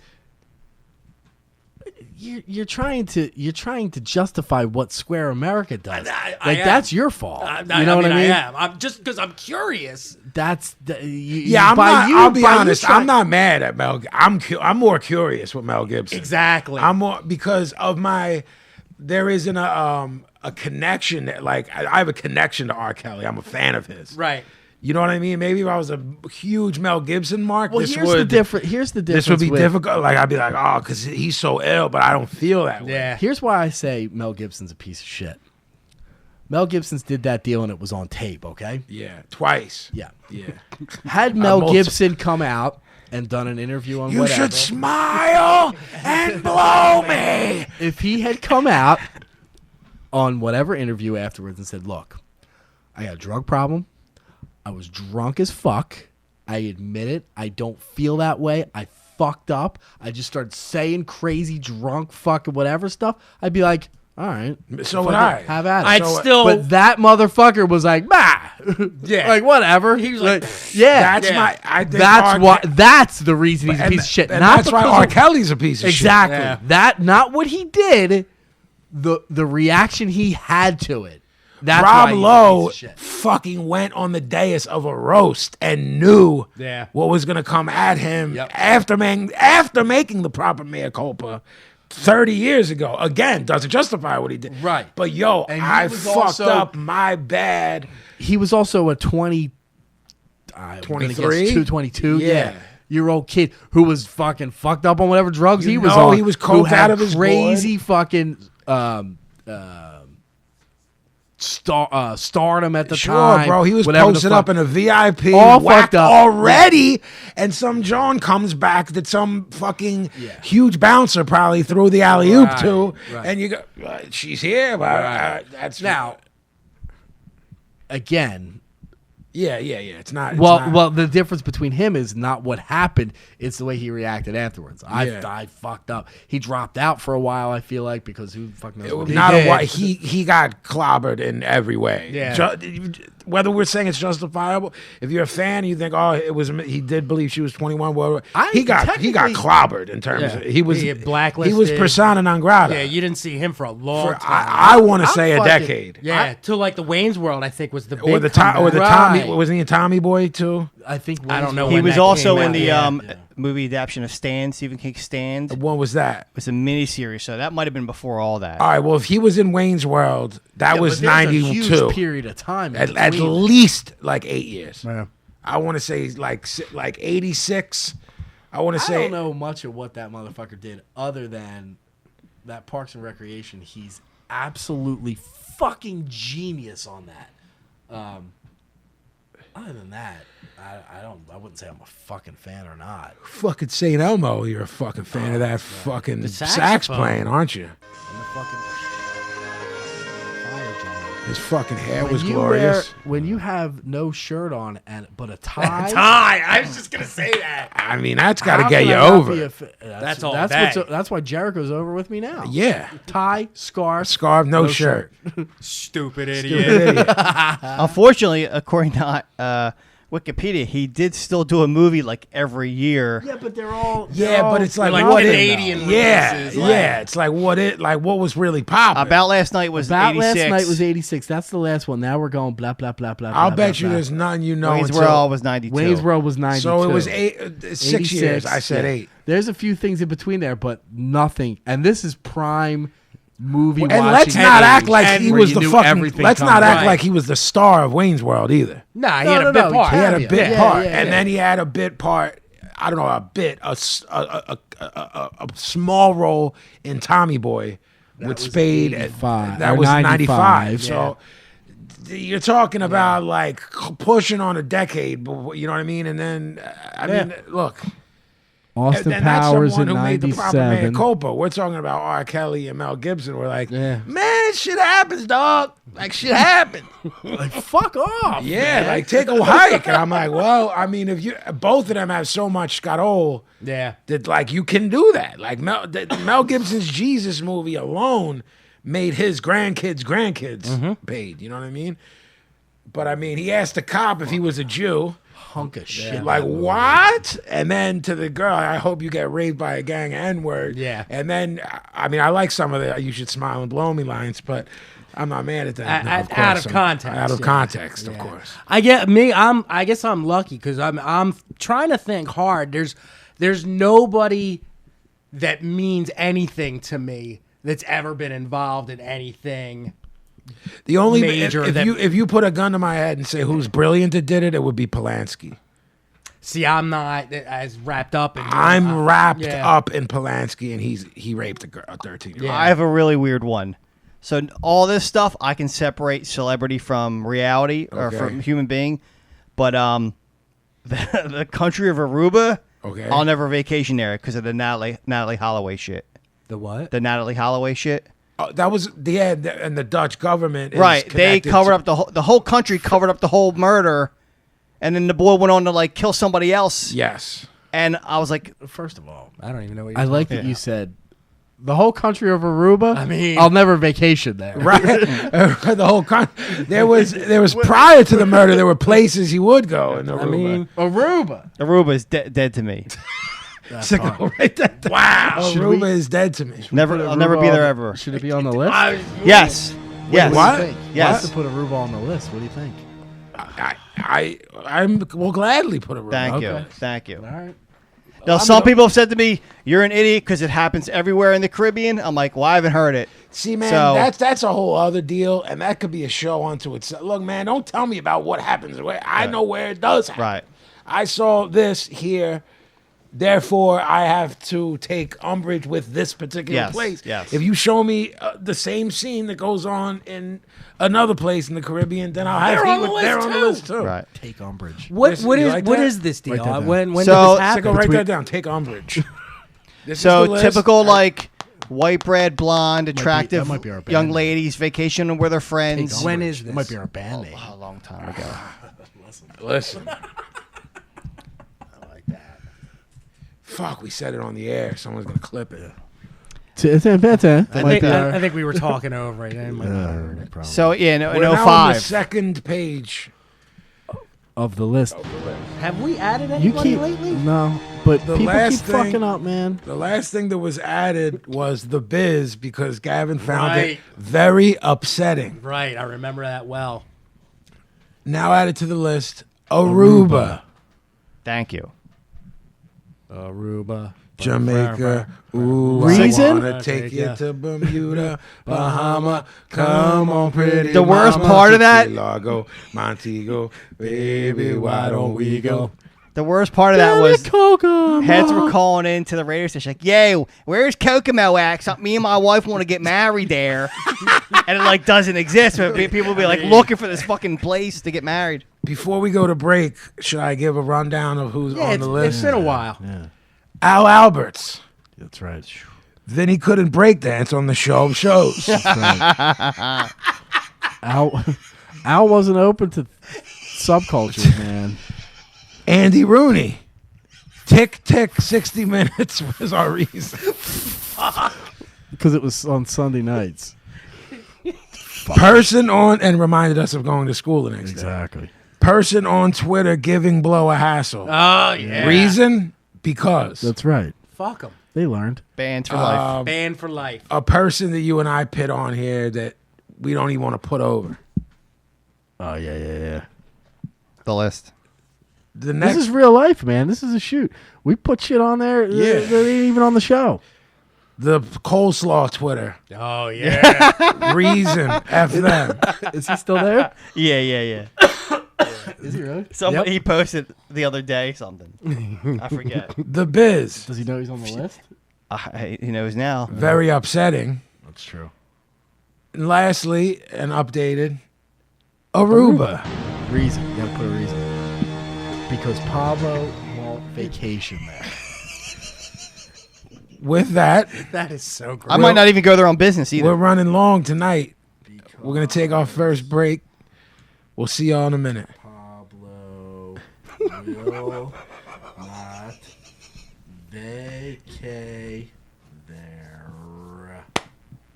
Period. Thank you.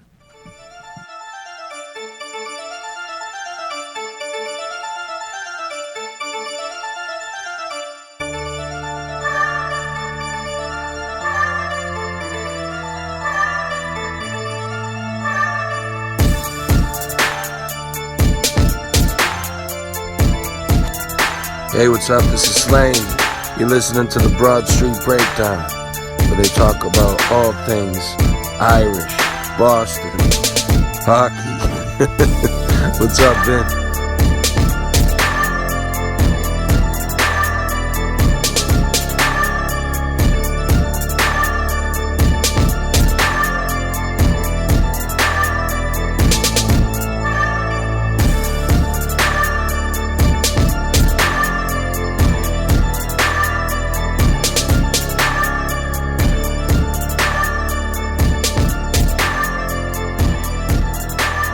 Oliva! We back with the Broad Street Breakdown! Here we come back with the Vinnie Paz! Wow. I didn't have time to translate my usual into that gimmick, so I think I'm doing this. that's all you're getting. I don't dislike that. Not like at all. It's almost like it's like stand up. Yeah. But you hate stand up comedy. I do. Pretty It's soon- like the serious part. Like the, all right, no fucking around. Like, all right, I'm going to break it down for you. And he's got to do Could this be. gimmick. pretty soon I'm going to be laying on the floor. Yeah, I'm not. Look, when you guys did the on the Halloween episode when you did the voodoo, Yeah. and I was on that chair talking shit, Via I was satellite? like, this might be all right. I mean, We could put the TV on. flip it yeah, on. yeah. We can just comment about what we're watching. Yeah, let's just talk about TV. Let's moving. do that. After episode 50, moving forward, we're just gonna watch shit. Watch TV right. and comment on it. all right. And if you choose to sync up what we're watching, This is Judge better. Judy, episode right, 3004. hit play now. And go. Go right. Oh, this motherfucker's going. Oh, He's look, fucking she's got throwing Bird him right fucking out. with his paperwork. What? No folder? Oh, this guy's guilty. Oh, this guy's got tats. Yeah. Guilty. Guilty. Neck tat. Guilty. This is episode 49 of the Broad Street Breakdown. We're brought to you by Crescent Street Tattoo, 4371 Crescent Street, Philly, PA, CrescentStreetTattoo.com. Facebook, Crescent Street Tattoo. Instagram, Crescent Street Tattoo. BroadStreetBreakdown.com. You can write us at info@broadstreetbreakdown.com. It's also brought to you by No Slam Dancing, No Stage Diving, No Spikes, and Oral History of Legendary City Gardens. Written by Miss Amy Yates Wolfing and Stevie Puerto Rico. What was that? Shooters. Stevie. I feel like, I was walking 2 blocks to get here, and I saw the devil. Yeah. You did? Yeah, he kind of creeped out, so maybe he'll come through for Some episode. He might be tonight. I mean, I saw him. it's been a while. I saw them. I don't know what to tell you. Miss Lerner. You read my mind. Do you have that? Somewhere I do. All right, so Gimmick Gang, I did this like when the Jerky Boys was popping. Everybody was trying to do their like version of that. That's like how kids are. You know what I mean? You just try. See, back in the day, kids, you could actually call somebody on the phone Yeah. and they would have no idea Right. who's calling them. What a bizarre concept. Like, Right? I'm just supposed to pick up this ringing right, motherfucker. man. You ain't and I answering don't know the fucking who's door even if you fucking... ain't- And you couldn't even do like I'll just let it go to voicemail. Like you had to answer your phone. There 'cause was- there was no answering machines. There was definitely times where I just picked it up and didn't say anything Yeah. and waited for the other motherfucker to talk. Hello? And Yeah. they're like, oh, it's Vinny. yeah. Right on. Yeah. You don't talk, I'm hanging the fuck up, man. Okay. Well, to tell So you. me and my man Kid, he was actually in Soulcraft with Stoop and I. We made a series of them, and most of them were strikeouts. But I went yard on one of them, and Pablo marks for it, and we both have a copy of it. I caught this like I would say at the time. I mean, she's dead now. At the time, she had to be 65, 70. And she was mega drunk. And I told her that a clown was coming to her crib. Did you? Yes, I did. For a birthday party. And she starts wilding out saying that she didn't order a clown. And hilarity ensues, but it really does. I mean... Like, she don't just bang on me. She hangs in there while I'm Wow. shooting. So... We might need that for So the air good. one day. So Well, that's what I'm saying. We'll find it. Right on.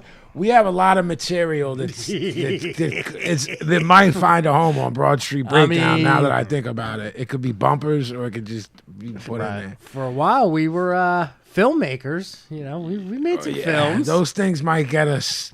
Yeah, but they'll never see the light. Yeah. So Private viewing only. yeah, we had a private viewing session at my crib. OG, Yeah. little spelling bee film.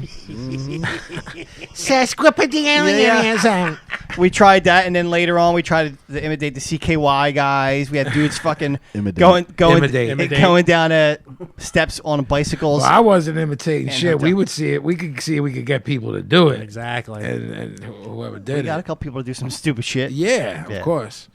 So forget about it. I gotta put shit in the dryer. That's what that says. Dryer, Starr. Sorry to remind me. yeah, I pit it first. You pit it last. Depends on my mood, man. Pit one on the front so it evens it out, because that's gonna make me Give me a nuts. fucking. So OG, we've been having problems with the biz in general. We're not gonna bitch about it. It's Stuff. And Do you do we're not gonna fabric bitch about it softener? because we're PMA. Ew. You're not supposed to use fabric softener anymore. Why? I don't know. That's what they say. I use fabric that? softener and the gimmicks in the dryer. You got to. The sheets. The sheets. I'm using You everything. got to. That's part of our gimmicks. It is. It I is. got another thing I gotta hip you to. All right. Kize Fize. All right. So, look, man, we're PMA all day. We're not gonna talk about the biz being in bad shape. No, we're gonna talk about who may show up At the At the Rumble. Rumble. Yeah. Now you heard. Now I'm gonna jump around, but Angle's in the Hall of Fame, and I'm just telling you, with every part of my being, that I know for a fact that motherfucker wants to keep working. You said you heard today that It was yesterday. But okay Yeah. that he did an interview. He's not working. They won't sign off on him. The deal is only for the Hall of Fame. According to what Angle said in this interview, the only deal that they have is for the Hall of Fame that weekend. Now, so whatever that, the ceremony, the blah, blah, blah, whatever the fuck. Outside of us, all four of us basking in the glory of the kayfabe of Broken Matt. Delete! Is anyone... my knee-jerk reaction is to say to you, was he keeping kayfabe? But I don't really think nobody does, man. Like, to me, on my head, I'm like, that motherfucker's coming out at the Rumble and getting a pop, and boom, boom, if he gets tossed out, he's gonna keep working, because when Cody got fired from Vince, he worked Cody, and that wasn't however long ago at a fucking indie that was small. Yeah. That motherfucker ain't done. He can still go. You and I both know his neck is mangled, and your thought process is Vince doesn't want that on his head. Yeah, anything happens on their watch, they're responsible. Something. So is it worth it for 5 matches max? Brock drops him on his fucking head, and then he fucking can't. Yeah, walk because anymore. who? I mean, he's got to work major motherfuckers. So that would be Brock, that would be Seth, that would be Owens. You know, that level dudes. So Absolutely. what? And those motherfuckers ain't. They're working stiff as fuck. So look at that goof Sting. he got fucked up the in like monkey 5 shit beaten minutes. out of him. Yeah. And that's on Vince's watch. Right. And you know Vince is fucking paying that off. Right. And rightly so. Right. Do you want to take on another liability? A possible liability? I think this discussion ends up being the way it is because how much of a mark for him I am, and you're not. Agreed. But business-wise, do you take that shot with him and take the possible responsibility for a dude like Angle, who's over, but he's not a fucking megastar? If we're talking Austin working one more match, might be worth it. Is it worth it for a dude like Angle? I don't think I know, and you know, it's not different than boxing, because you're not talking about a league like the NBA or the NFL. You know what I mean? There can be stipulations, like wiping my hands clean of this. If something happens, man, like I don't know if you go through our battery, I'm throwing shit at the wall and see. I think everything changed once they became publicly. Yeah. Pablo, when Angle was fucking calling people by the wrong names. Kirk Angel? Yes, you were marking, right? It was awesome. He was great. That era was awesome. He was funny. Fucking hilarious when he shaved his head and kept coming out with the wig with the amateur wrestling gimmick over top of the wig. I think that there's a place for him to do something, but is he working a 25-minute match with Brock? Fuck no. I don't think anybody should be working a 25-minute match with Brock. Right. So just look, total shoot. Who do you think is a possibility? Coming out the Rumble? Yeah, and all right, like Nakamura and Joe, I think are like strong ones. Is there some fucking left field shit? Joe, 99% sure. Okay. Nakamura, not happening. Not happening. No, he's working a program with Rude in NXT, and he's got the strap. Right. Unless they have him drop it Saturday. And come out Sunday? Yeah, but it makes no sense. It doesn't, because now you're trying to put someone over that quickly after an L. And and Rude's what he is. Any chance of outside people that aren't not in the company and or NXT? I think the big surprise might be Finn. We ain't heard a fucking word from or about him in months. That would make sense that he's going to pop up at the Rumble. Can he... The thing with him is, though, man, if he comes out, gets that monster pop, which he will, can he be carried in that if he's not 100%? Well, here's the thing. How do we know he's not 100%? I had this discussion with our boy Powers on Twitter. All right. You're telling me they're kayfabing him?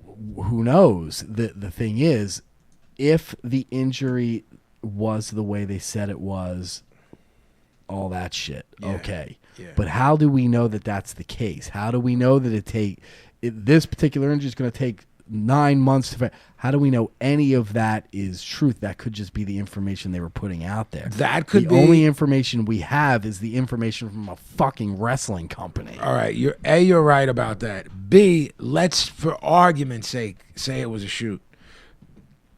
That motherfucker's a freak, physically speaking. Just like Cena. Just like Cena. Yep.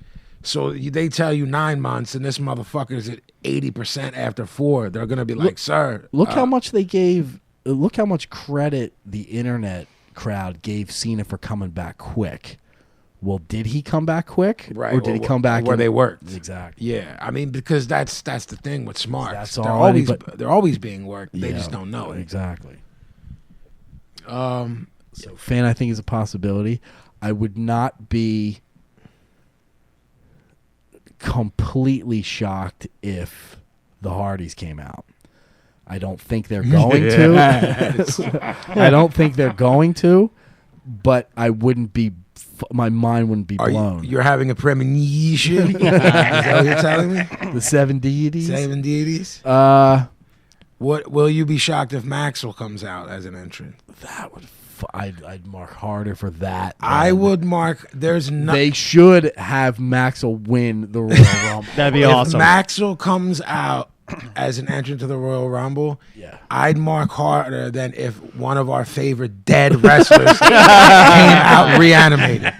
If Maxwell Hardy comes out, If he comes out, Vince is not only the biggest genius in wrestling history, he's the biggest genius in the world. He's Ever. world leaders. Yeah. John Lennon, Yeah. Matt Hart. Yeah. First off, The list will go Vince McMahon, everyone Everyone else. else. The fact that Maxwell has the little robe and the blonde streak in his He's hair. fucking 2-0, I think. Now. And he's 2-0. Listen, All right, so he drives down the ramp on that gimmick that he fucking. Come on, man. And he came out in the car, the little whip, the little Hummer. Shit writes itself. It does. It does. All right, so any Gimmick Gang members that have any suggestion, not suggestions, any ideas who might come out, obviously not ridiculous ones because that's just boring. But if you have to drop on something, let us know. But with that, I'm going to throw it over to Sicko for his favorite. It's that time again, isn't it? Yeah, and this is when the anxiety starts with me because I know that in a matter of fucking minutes, It'll be all right. I'm going into the 9th circle of hell. It'll be okay. We're here for you. We'll help you through. You motherfuckers are here, all right. All right. Do we need to give time to give the professor I got nothing. no wardrobe No, changes nothing. tonight? Nothing. No dival? No dive. dival? No crack ass? I'll put a word in that Please, he please needs do. to be summoned. It's been a All right. while. Want to make sure. I'm on. All right. I'm on, pal. All right. Let's start off with a nice, easy one. Pablo, what comes to mind when I say the movie The Blues Brothers? Blues Brothers, classic movie. Love it. Too many lines to say, to name. He's doing a voice. He is. I think it's in the history books is the most cop cars wrecked in a movie. Would make sense. Frank Oz, special appearance in it. Ah. He knows a lot about he the Blues does. Brothers. I'm impressed. Give me 4 fried chickens Nice. and some white toast. That's all I'm going to say. John Belushi, punk rock guy all day. All day. All day. Leaving. Yeah, exactly. My favorite scene is when the nuns hitting them Yes. on the Yes. hands for cursing, and they respond to that by more cursing. Fuck, fuck, fuck. I love that. Reminds me of my, a movie that era of movies. I watched all of them with my pop. Right on. Because the parenting was a little bit Wow. they left something to be desired. My parents at that era. Pablo, Dee Dee Ramone. Dee Dee Ramone, nice haircut.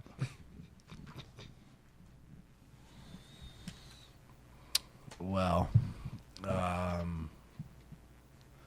probably when it comes down to it, this is tough to say, but probably the most important piece of the Ramones. I was puzzle. going to say the same exact thing. He What did he play? he played bass, but he wrote everything. Really? Yeah. And then when he left the band, they hired him to write the next record. Like, that's how important he was. We talked. Our topic tonight was things that can ruin things for people. His rap record is such a fucking mockery. Forgot about that. And that fucking video is such a fucking mockery. The only reason he can live is because where he was at that time, the time and place, and the motherfuckers were really around him, and he was really around motherfuckers. Because real people helped with that shit show.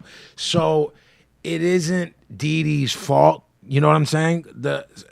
Per se, he had left the band and was like, people were throwing, we all know that era, people were throwing money at everyone back then, man. Like lots of money. There's a theory, too, that he did that just to piss Johnny off. Well, So, look, I'm man, all right with that, look, the shit he was into and the type of motherfucker them dudes were, because they were all mad at each other, very much a Kiss scenario where they didn't like each other but knew that they were best for each other. If you told me that, I never heard that until right now. Like, I ain't questioning that. Yeah. And real people were involved in the making of it. And like I said, that whole scene in LES and then Uptown, whatever, and people were all wrapped up. He was definitely the most legitimate street. That motherfucker was the most legitimate street one of them until he tapped. Yeah. Out of his fucking mind, which none of us said. Endless Vacation is also probably my favorite Ramones song. Nice. Nice. Well done. Pablo, Guru. Guru, one of the best MCs of all time. Nothing more to say. Jeffrey, Well, do you need to go put stuff in the dryer? I do. Because if I forget, I know. fucking fucked. I know. So it's in the wash right now, Yeah. soaking. I forgot to, I forgot to fucking put it in the dryer. Kill you. Who are we asking? Guru from Gangstar. Oh, yeah. Well, Vinny's going to say a few things, and I agree with them. You can laugh, but I like that he's setup. dead on. I don't even know who the fuck that is, honestly. Guru. There's so much to say about them because they're arguably the best group of all time. I mean, it's like Tribe, Daylight, EPMD. Take your pick of the Tribe, Daylight, EPMD. He didn't say Gangstar though. He said Guru. Yeah.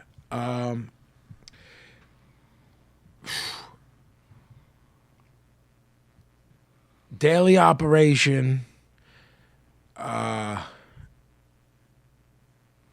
Every word he says on that record is perfect. Guru, Daily Operation. Nice. Yeah, because Pablo, again, it's if you said Gangstar, it's a different. Maybe next time. You can say Jasmine Taz is dope too. Side project was really good. It was cool. It's like the first album's awesome. I like the second. I don't know if there's two more or one more. No, there was like fucking 90. Oh, were there? Yeah, I literally think there's 5. Okay. Yeah. Yeah, I only heard like 2. I definitely got the first one I loved. That was like 93. Then the second one was like 95-ish. And then there was like 3 more after that. The first one is a favorite record of mine. The first Jasmine Taz. I've always liked that. Keeping with our earlier topic, here's someone who could have fallen into that discussion. Jerry Lee Lewis. Jerry Lee Lewis. He did Great Balls of Fire. He did. That's about it for me. Next. Jeffrey. What do you think about Great Balls of All My Fire? When I look, I'm going to pit that over.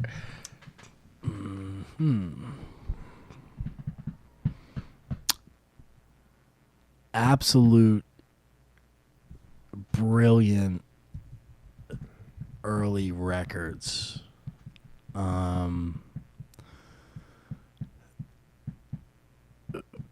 Not the nicest guy for a variety of reasons.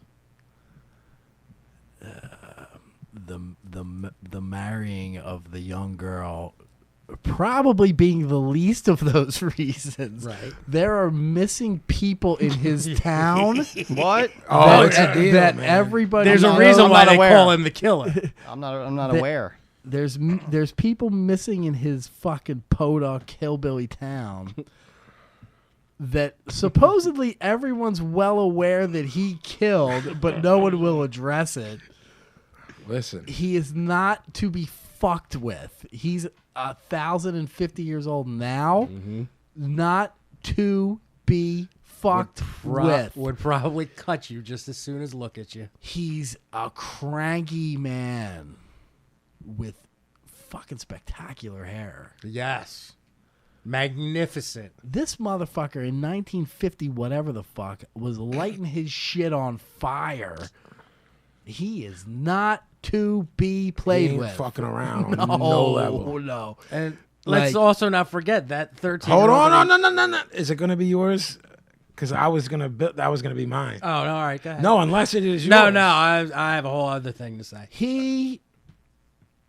You want to talk about a gangster? Like, yo. Maybe what I cut you off, you weren't about to say. So let me try, and then you. All right. I believe. Are you done, OG? Yes. I believe it wasn't just a 13-year-old. I believe it was his cousin. It was. Goddamn right it was. Yeah. So that's as OG. As soon as he said 13, I was like, all right, that's where I was gonna go. But he said a lot, basically everything that I would say that I know, and then I was gonna hit the cherry on top. Be like, I think that my understanding was that it was his cousin. I saw him playing. He's 9,084. Saw him playing fairly recently, and it looked like you lopped off Jerry Lee Lewis's hair and put it on the Crypt Keeper, Yeah. and that motherfucker will still shoot you. Yep. Yeah. Yeah. He's a cranky man. He always was. Yeah. Even before he was eld. Yeah. I'm just building off what Jeff said. All I was going to say is arguably top 3 most important musicians to the culture of rock and roll. Yeah. Like not just as a musical culture, as Yeah. social movement. yeah. Like him and Little Richard are like neck and neck for importance. But he banged and married his 13-year-old cousin, so like it And killed some motherfuckers. and killed quite a few and people. pit some people in a fucking under some hay. I mean, he was not playing. I think he shot his pool guy, too. I mean, sometimes that guy fucks things up. He didn't do the net right. Yeah. Pablo, James Franco. The James Franco. I do love I how like when he does that. It's a very Freudian stall tactic. And it's like he's doing the Karnak, too. Yeah. Like, ah, Yeah. James Franco. James Franco. I do think he's taking the flamboyancy a little bit too far. He plays that thin line of like, might be gay, but I'm not, but I'm just fucking with you.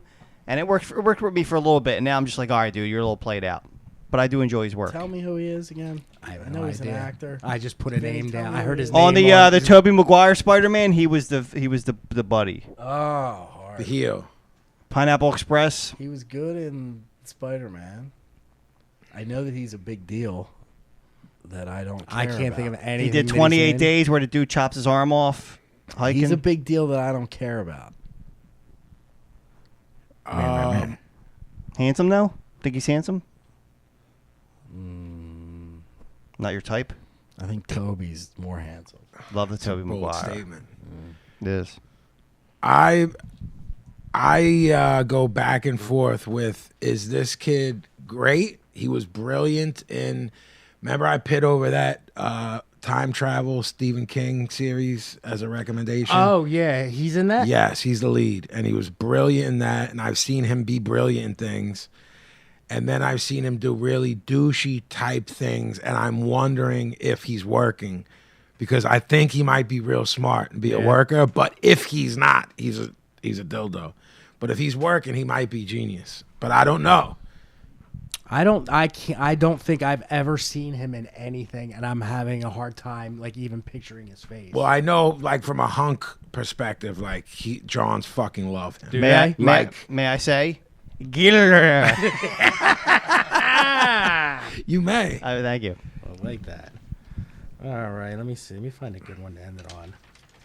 We're ending it. We just did like 3 things. 5. We did 5. Come on, Sicko. I was saying trying to average 10.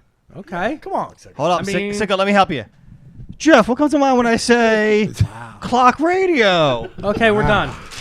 The end. Come on now. Come on. We dare got you. 5 in. Go ahead. If you don't come up with them, we're gonna come up with ones that the subject mock matter are you. Okay.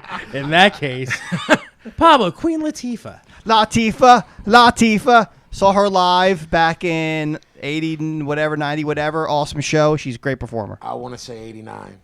It was her, third base, Yeah. Big Daddy Kane, 89, and fuck, who was the 4th person? There was 4 people there. Is that when Tim Dog almost beat you up? No. This was at I'm bringing that up. I do. this was at like 38th and Chestnut, that Yeah, ice rink. Yeah. And that was the show where Big Daddy Kane, he headlined, and he took his shirt off, put it down his pants, and wiped his junk with it. Junk. And threw it in the crowd, and it almost caused a fucking riot with all the Johns that were trying to Listen, get man. in. BDK. It's Big Daddy. He And wiped his then- Wang. And then they had a comedian come Big on. Daddy Co. They call him. Yeah. They had a comedian come Swinging his on bat. in between sets, Uh-huh. and he was doing material on Cool C. Uh-huh. Wow. Unbeknownst, Cool C walks up on stage behind ball, and the whole crowd's going crazy, and the comedian has no fucking idea what's going on, allegedly. And then it turns around, and Cool C just does like, "What, motherfucker?" Oh, and the word. boy just like runs off stage. And then Cool C went and shot a cop. Truly after. Those were the shows where everybody was there. Like, you could see backstage from where I was sitting, and Yeah. like Dre and Ed Lover were there. Like, Yeah, just yeah, motherfuckers who were just chilling in Yeah, the that's how cut. shit was, man. Yeah. Who the fuck were we doing? Queen Latifah. Latifah. UNITY. Good. Okay. Good. Vinny. I'm not, nor have I ever been a fan of female MCs, and Latifah is in that list of females that I did love and own their albums. Latifah, She could spit on that first album. man. Light, Antoinette, Shantae. She's in this very small group of female rappers that got burned for me. Wrath of My Madness was brilliant. The real Roxanne. No, fuck. Now get out of here. What are you talking about? Stop talking. Roxanne, the answer song? It's so good. Stop. It's so good. Controversy. Kango, Mr. gonna Sophisticated. say, I was As far gonna as I say. know, that shit was hard as It nails. was. But not her, John. Oh, it kind of was. Stop. You need to go back and listen to it. All right. I have it on my iPad, and it All comes right. up pretty often, and the kids love it. All right. They're like, what the fuck is Yeah, this? Yeah. I'm like, kids, this was what rap was Right. when it first started. Right. Pablo, the X-Files. Do-do-do-do, do-do-do-do. I think that's going to be a forgotten show, but it really was groundbreaking as far as sci-fi at the time. Thought Gillian Anderson was fucking hot because you know I like strawberry blondes. You know I. Yeah, I do now, I guess. Everyone knows that. But yeah, that was I an awesome actually sci-fi knew show. that. Did we you? need to play that guy. We need to figure out this game. All right. I know. All right. That'll be the next one. I fucking knew that. Yes.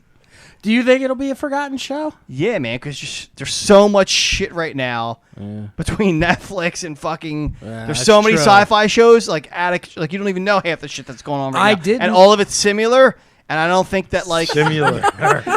I don't think that people are gonna because when you watch them now, they just look old. The film stock's old. Yeah, the film and, stock. Yeah. The film and stock. Duchovny, you had to get Duchovny as an actor at that time. Like now, you're just like, we fucking get on with it, dude. Yo, like, that film stock for the first few seasons is gross. Yeah.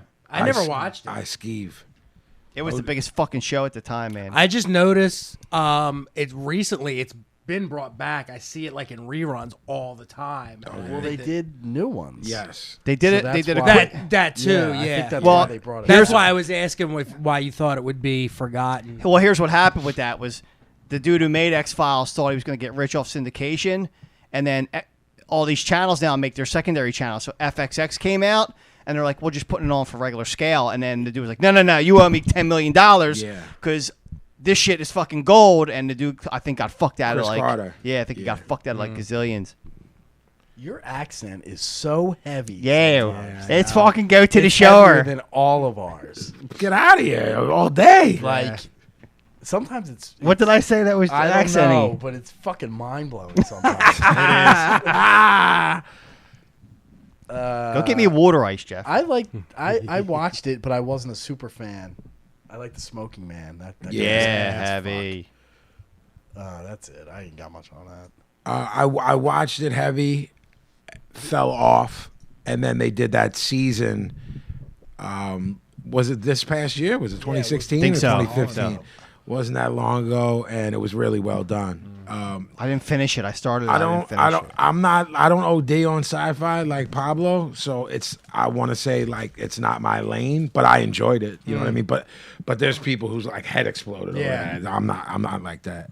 I think the biggest reason why I didn't watch it because of the time that it was on. Like I wasn't home watching TV. Yeah, You know what I of mean? course. Was that a Friday night? I don't even know. No, he means the era. Oh. Yeah, like, era. just like mid 90s. Yeah, there's shit that passed me by solely based on that. Absolutely. Like, That's my big thing about Twin Peaks. Me like, too. I Me love too. David Lynch. Yeah. I've never seen 1 second of Twin Peaks because it was like on in 1990. Yeah. I was like 17 years old. I Yeah. wasn't watching Sowing your TV. oats where you were at. I was sowing oats. So there you go. Pablo, Wyclef Jean. Gone to November, you'll be gone to November. That first album. Oh, and awesome. the other thing I wanted to say about X-Files is Vince Gilligan. Was he worked on it? He wrote it. Did he? Oh, yeah. Didn't he also write Breaking Bad? He did? Didn't he also write Better Call Saul? Did he also write Gilligan's Island? You know, Stoop thinks it's Better Call Sal, right? Even if I didn't know, Yeah. it does not surprise me in the When I least. told Gavin, I was like, and none of us were telling him that it's not. He was like, why would you? I mean, Yeah. Which one was so it? Wyclef. Wyclef, yeah, I love the first album. Stupid move on him to run for politics, and then all your dirty laundry comes out. He should just like donate it stuff to charity and been a do-gooder. Jeffrey? Who? Wyclef? Wyclef Jean. Vinny sent me some things that I liked of his. I don't give a fuck about that Who- band he was in. The Fugees. Fugees. I don't care about that. Really, you don't care about them? No, I don't care about them. I didn't like the original Killing Me Softly. I don't like the fucking redo. Wow. That's a bold statement. I fucking said it. I don't give a fuck. I don't like mean, that stupid song. I played you to John with fucking I Clef do and Paul like- Simon. Yeah. The fast car You shit. sent me a couple things. I knew what you would like and Right, what you right, wouldn't. Right. The first half of the podcast was about redemption. Now this is fucking coming back hard. I don't like the style. doesn't I'm like the sure he's a Fugees, nice he guy. said. I don't like the fucking band. What does that have to do with anything? It just seems like you're not giving him a chance. Tell him to call me up and apologize for making shitty songs, and I'll fucking we'll fucking eat some You don't like the fucking- guitar? You don't like the singing in the You guitar? don't like said the it. guitar. I said I like the stuff Vinny sent me. I don't like that fucking Killing Me Softly shit. I don't care. One time, fuck out of here. Wow. Not me. Yeah, I did. Me too. All right. That shit was annoying. He is a level of genius that is so far above what people in the hip hop community can understand. Most of the people in the hip hop community, people that if I talk about Love and Clef or stuff like that, and they go into this rhymes. This dude, from producer to playing every fucking instrument to rapping and singing in more than 5 languages, incorporating reggae and dancehall and Haitian music. As a producer, he's the reason Destiny's Child blew up. Did some of their biggest records, did some of the biggest pop records that people don't even know that Clef was behind. He's a fucking genius, Wyclef. Gone to November remix is fucking one of my favorite Yeah. songs. Yeah. I'm pretty much going to agree with everything you said. He's a fucking musical genius. That's really all I can say about that. One time. Pablo, Bugs Bunny, the old Bugs Bunny cartoons. It's weird. This will play into the mailbag. Ooh. Yes, he is regarded to me as one of the best cartoons characters of all time. I knew what he was saying. I mean, I did too, but and I think I model my life after him a little bit. I'm a little, wisecracker. You know what I'm saying? Like start trouble. I'd say you're a little more Woody Woodpecker-ish, but sometimes I cross dress. Kiss men for dramatic reasons. Right on. Jeffrey, did you grow up on the Bugs Bunny? Yeah, I mean, it's whatever. I don't have any strong feelings about it either way. Vinny? Yeah, I don't have strong feelings. I'm not turning Bugs off. Yeah. You know what I mean? But it's like, I'm not pitting them on, though, either. Right. I will put on Biggs I will all day. too. Okay. And especially that, like, bugged out, like, Yeah, early 60s era. Yeah, where there was clearly acid going on. Absolutely. Yeah. All right, then. There you have it. Another Yes. rousing rendition. And that can only mean one thing. Yeah, man. It fucking means something. This is a little, this is Sicko's favorite. I don't know if it's his favorite part of the podcast. I think it's the favorite part of the week. Of his life. Absolutely Yeah, it is. maybe his Yeah, life. Absolutely. Here's some fucking thoughts from some maniac. This is called Dear Vin. Buckle into your chairs. Dear Vin. Vinnie, Halep under attack. When gonna motherfucker stop? Say something. You can be support. That's it. Probably got killed. There was probably more to it. Oh, you think they're dead now? He's under attack. Oh, Foxhole. Foxhole. Oh, all right. He's got one motherfucker to write to. So he was like, you can be support. Right when you were at that, he tapped. And transmission. Yeah. All right. Sorry, dude. R.I.P. What the fuck are you doing, sicko? Sorry about it. I'm all right. Hell up. Head up. Rest in power, pal. Dear, Oh, I'm sorry. again. Not again. Dear Vin, yeah, Vinny, I like your music, and can you please play me a favor? Nice. Like you said in one of your tracks, call me when you need favor. Head up. Is that a direct quote? Do I have to remind you that you said to me, call me? Out there, pal. I don't know Exactly. Yo, man. Fuck you talking about, man? I'm a young artist by the name Blank. I need your latest album. Okay. All right. Dear Vin, are you interested in performing? Answer. That's it.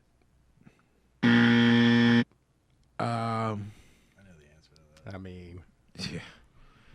it has something to do with taking a walk. Dear I Vin, don't like so far that we're not answering. all right, what would you like me to? Which Do the you like? first dude? Gavin said the first dude's dead. Right. All right. Question number 2. He needs my latest album. You're saying that's a question? Well, you usually have a colorful response. Go fuck your mother. Thank you. There you go.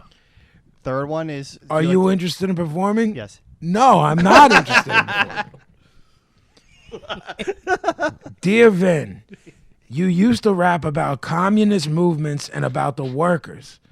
And now you turn into a reactionary supporting the ruling class's agenda of conservatism. Oh, all day. have a That's headache. you. Conservatism. This guy knows you to a T. An example of a person that feels entitled to others is Donald Trump, a rich man. And then an example of a person that seeks to take what is rightfully theirs is Eugene Debs. If you don't see this, then the money changed you. That's it. Well, I mean, where do you even begin with he that? needs to. Well, I'd like the clarification on how he got that idea of you. Yeah. Since it's so off, I don't know. That's what. If I did anything to support that, I could say, oh, maybe he thought this was it, but it's so far off. Right. And one of the very few that was from a quick glance well written, Right. and nothing was off, and the spelling, because you're not seeing it, is all correct. It sounded all normal. And grammatically, it's all normal. that's it for Dear Vin. Something I want to remember. My man Liquid, Pablo, you know him from a million years ago. Sure. Wrote me and said, bring this up on air, and do you know the answer? And I said, don't tell me the answer because I'm going to ask them. The different strokes we spoke about, the one where Kimberly gets kidnapped, and then the one where Arnold and Dudley get. So the guy is playing the rocket ships, right? Mm-hmm. The video. Mm-hmm. And then so Liquid said, what are they watching in the other one? What's the name of it or something? I have no idea. I don't think they're watching anything. Well, he's sure that they were. So no. You know what? I have access to it. Let me write exactly what he wrote. So because you might.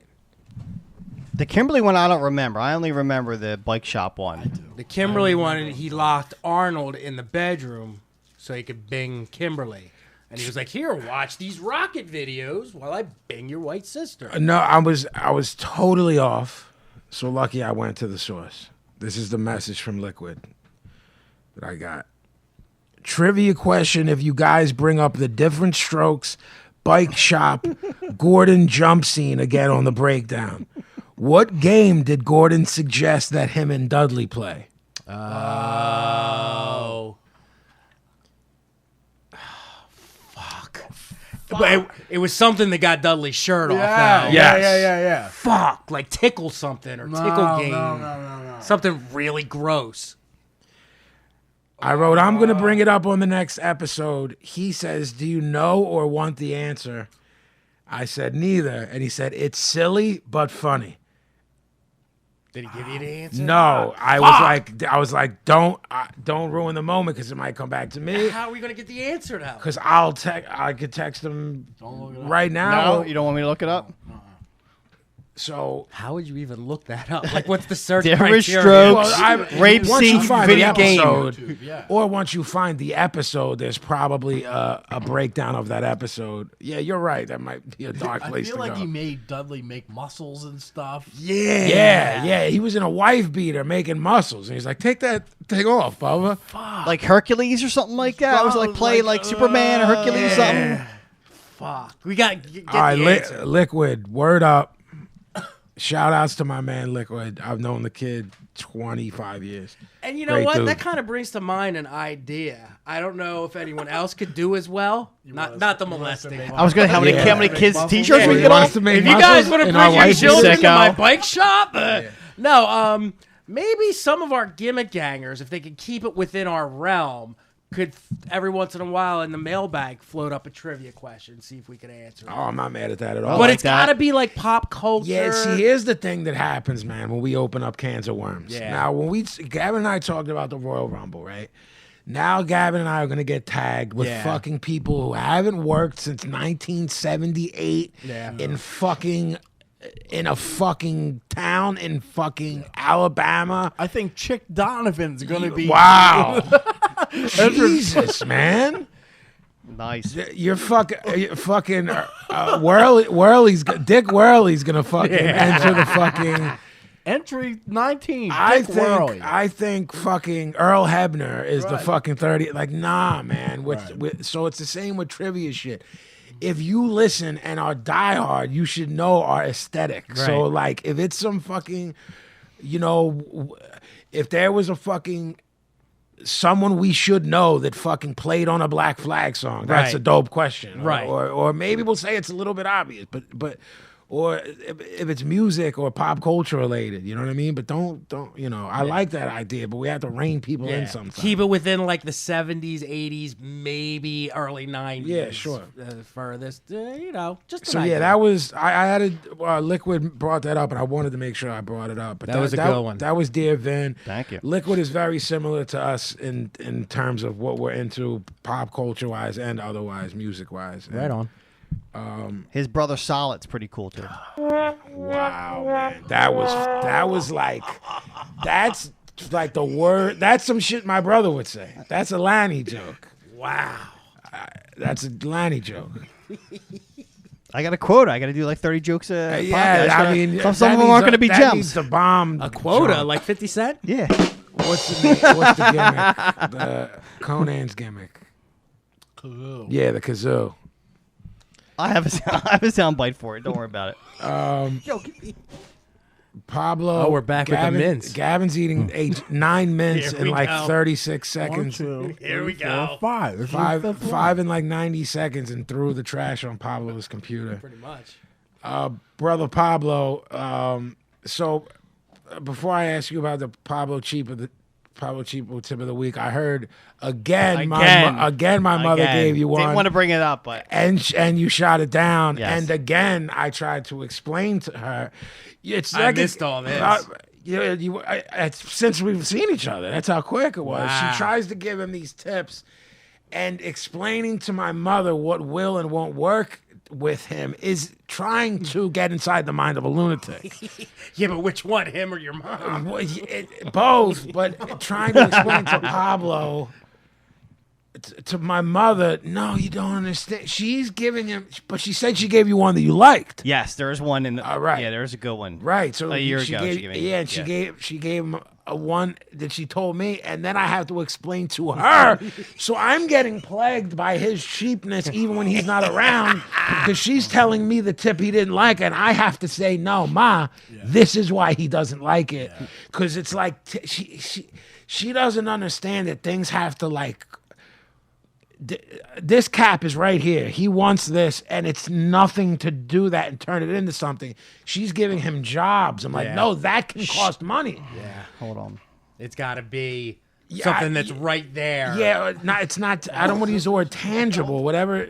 Again, you're the wordsmith here. I don't know what it's called, but She's giving me life hacks, not Pablo Cheapo. Right, right. She's in the same avenue, but she's not. Yeah, but she's it's not like hitting it's it. like it's that shit where you're like, yeah, man, like you listen to Green Day, but like you ain't like us, but like you're.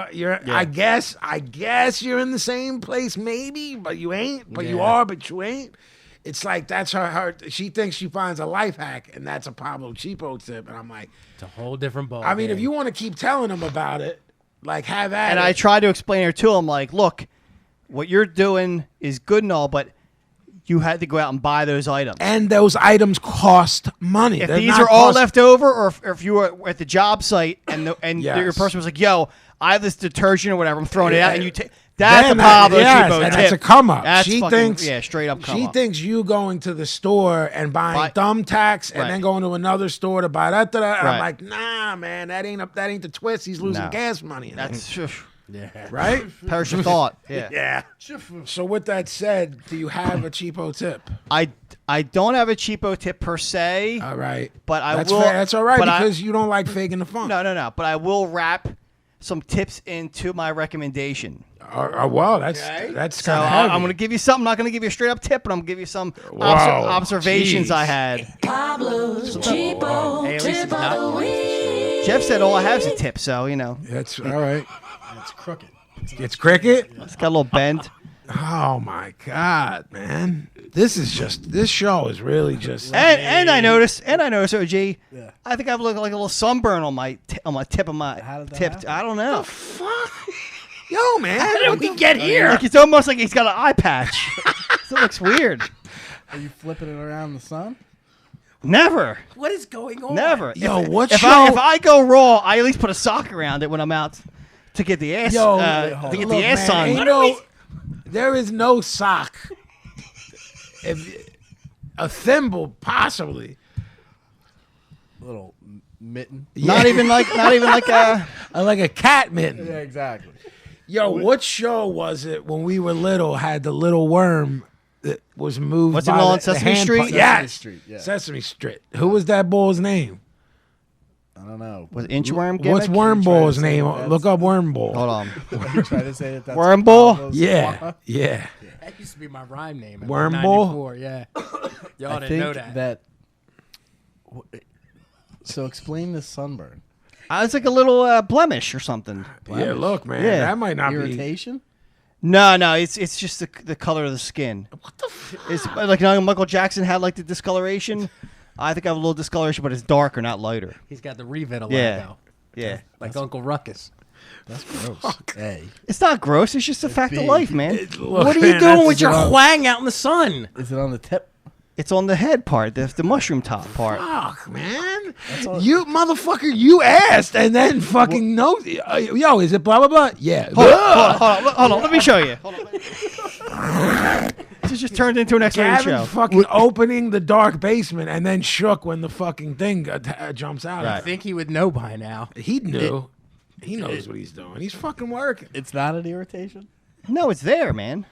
How long's this been? I think for a long time. Meaning like 2 weeks or No. As long as I was able to use it like a man, I think. Well, motherfucker, that's not even worth bringing up then. Yeah, like what? I mean, we're just riffing here. Yeah, but you were like, I think I got sunburn. Like, motherfucker, that's a gimmick. You're like, by the way, Yeah. Like, Well, I that mean, means- sunburn could last for a while.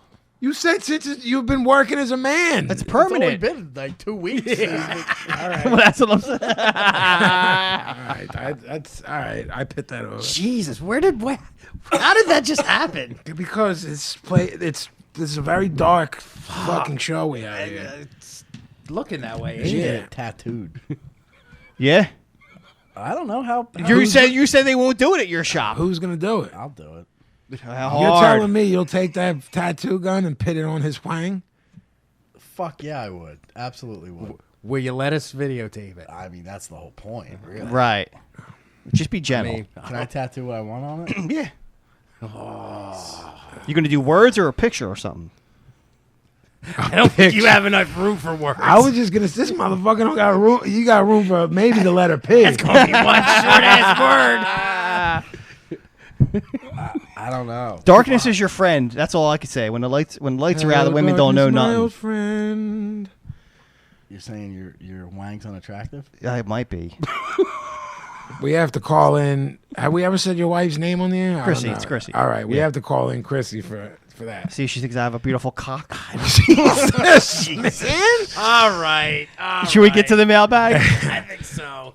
Yeah. So You're back and cutting it. you're so right. You're holding a potential little mini tip I mean, At the for recommendations. for the recommendation. Yes. So we have some mail. Yes, Sicko's indeed. all saltering around with his huge bat. I know. Casting judgment on Look at everyone. Saltering around with his huge bat.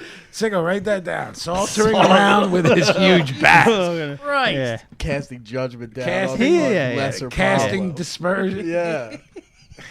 Fucking fire hose and big bush. He's got fucking yeah. He said, Yeah. Fire hose and big bush. Sicko, write that Yeah. down. It sounds like the fucking name of a fucking hippie band. Yeah. To come out of Father Yod's commune in fucking 68. Yeah. Oh, glory to Father Yod. This is fucking fire hose and fire bush. I remember in '63 I saw Fire Hose and Big Bush in a tiny little club. Is Cody Mack is not banned, correct?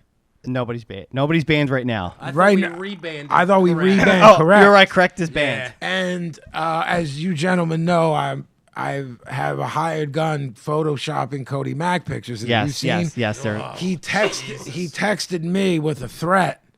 I have someone now too. But his IDs are banned. I'm like, you don't understand. I'm the genius of me. Yes. Right. Yes. You like 1/10 of it is execution. Yes, it is. For him, it's like a thing he dabbles in. This is shit we've been This doing is our for lives. 100 years. And this motherfucker sent something that like it only popped me for a second, and it was out of stupidity. Yes. Like Gavin and I will go on laughing sprees of something moronic that are so dumb, and then never bring them up again because we just happened to both be in the equally retarded mood at that time. So he called me with this. If I was cranky, I would have put the phone back down. And So just he didn't pit it public, did he? No. Yeah. See, No. that's the other thing. Well, the thing is though, there is something that I respect the shit out of Cody. When I put stuff up, he leaves it up, and he doesn't fuck with me because I have a public like persona. Yeah. As you know, I mean, if he puts it on my personal Facebook page, on one of my posts, I just want to be able to see him. That's no, all. no. I'm not gonna care. You know what I'm saying? But he understands that it can't be like on. You know what I mean? Because once then it's a fucking free for all. yeah, stupid. then it's a free for all, and then I'm gonna end up set it off, and like Yeah, someone's gonna say something that I don't know. I'm gonna have to slap somebody. I don't know. True indeed. And well, that's the downer about the whole Facebook thing anyway, is like, you know, when it's like the four of us and like Cody or something, like genuinely having a good time. Yeah. And then you get people who you've never met in your entire life think that they're all like Yeah, I know there's down like, with the jokes. I know and- there's like peripheral people that all four of us are Facebook friends with that like have said shit. We bust my brother's balls for having a big head, and like he's like, yo man, like y'all are all family. Like people come in with I don't know these motherfuckers. Right, you know what I'm right, saying? It's right. like With you, it's times 1,000. yeah, but we're talking a different ball game because of what can potentially happen. It's like then shit trickles down. I end up fucking being in jail because I slapped someone up because they said something slick on an Instagram post. Yeah. It's you know what I mean. So Cody fucking takes the heat like a fucking champ, and He laughs. does. He's the fucking best with that shit. God man. bless him. Never gets salty. Even when his wife gets mad at us for it, he doesn't. We'll discuss that later in the mailbag. All right. Nice. First one from Matt Mobley. He says, "What's up, bulls? My name's Matt, and I'm from Florida. My favorite show is It's Always Sunny in Philadelphia. I was wondering what your guys' opinion is on that show." Well, Jan, my business partner, who helped started this whole music shit with us, old friend of all of ours. His sister was on the first season, if you remember. I've They heard always put your stickers on. the bar that the place takes place in. They always show like there's Jedi stickers in there, Vinnie Paz stickers in that bar. Shamefully, I have never seen an episode outside of the one that my friend's sister was in, and we watched it together at your house before the one now. I don't even know if you had a child yet. Right. But I've heard it's brilliant. I've watched it up till like 2 or 3 seasons ago. I'll say season 2 and 3 it's like up there with best sitcom ever. I called it like the R-rated Seinfeld. Season 2 and 3 are fucking insane, out of control. Let me ask you a question.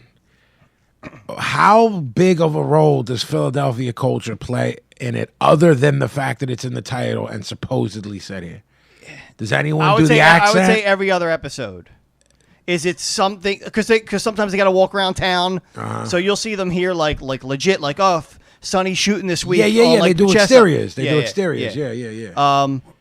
No, and- but I mean, like, I'm wording it wrong. I know Like- what you're saying. Like, culturally speaking. I would never believe any of those people are from Philadelphia. Okay, that's all I'm saying. And I like the show. No, that's what everyone that says it's brilliant has never pontificated It's about not, its Philadelphia-ness, Yeah. if that makes any No, sense. no, it I really just make doesn't- that word no, up. Yeah, and you're I right, don't get you're right. I've any of never that heard from it. anyone. You're right, it's I've never heard anyone shit on it. The flip side is I've never heard anyone be like, "It's so Philly." Yeah, it's really good. I mean, I can't Like speak for that Philly. Pennsylvania skit That is straight up Philly. is the fucking most brilliant fucking thing. It's the best. OG, your thoughts? I've never seen an episode of it. Okay, I've seen 22 minutes of it, so we're about even, and that was before Pablo had his first kid. So. Dude.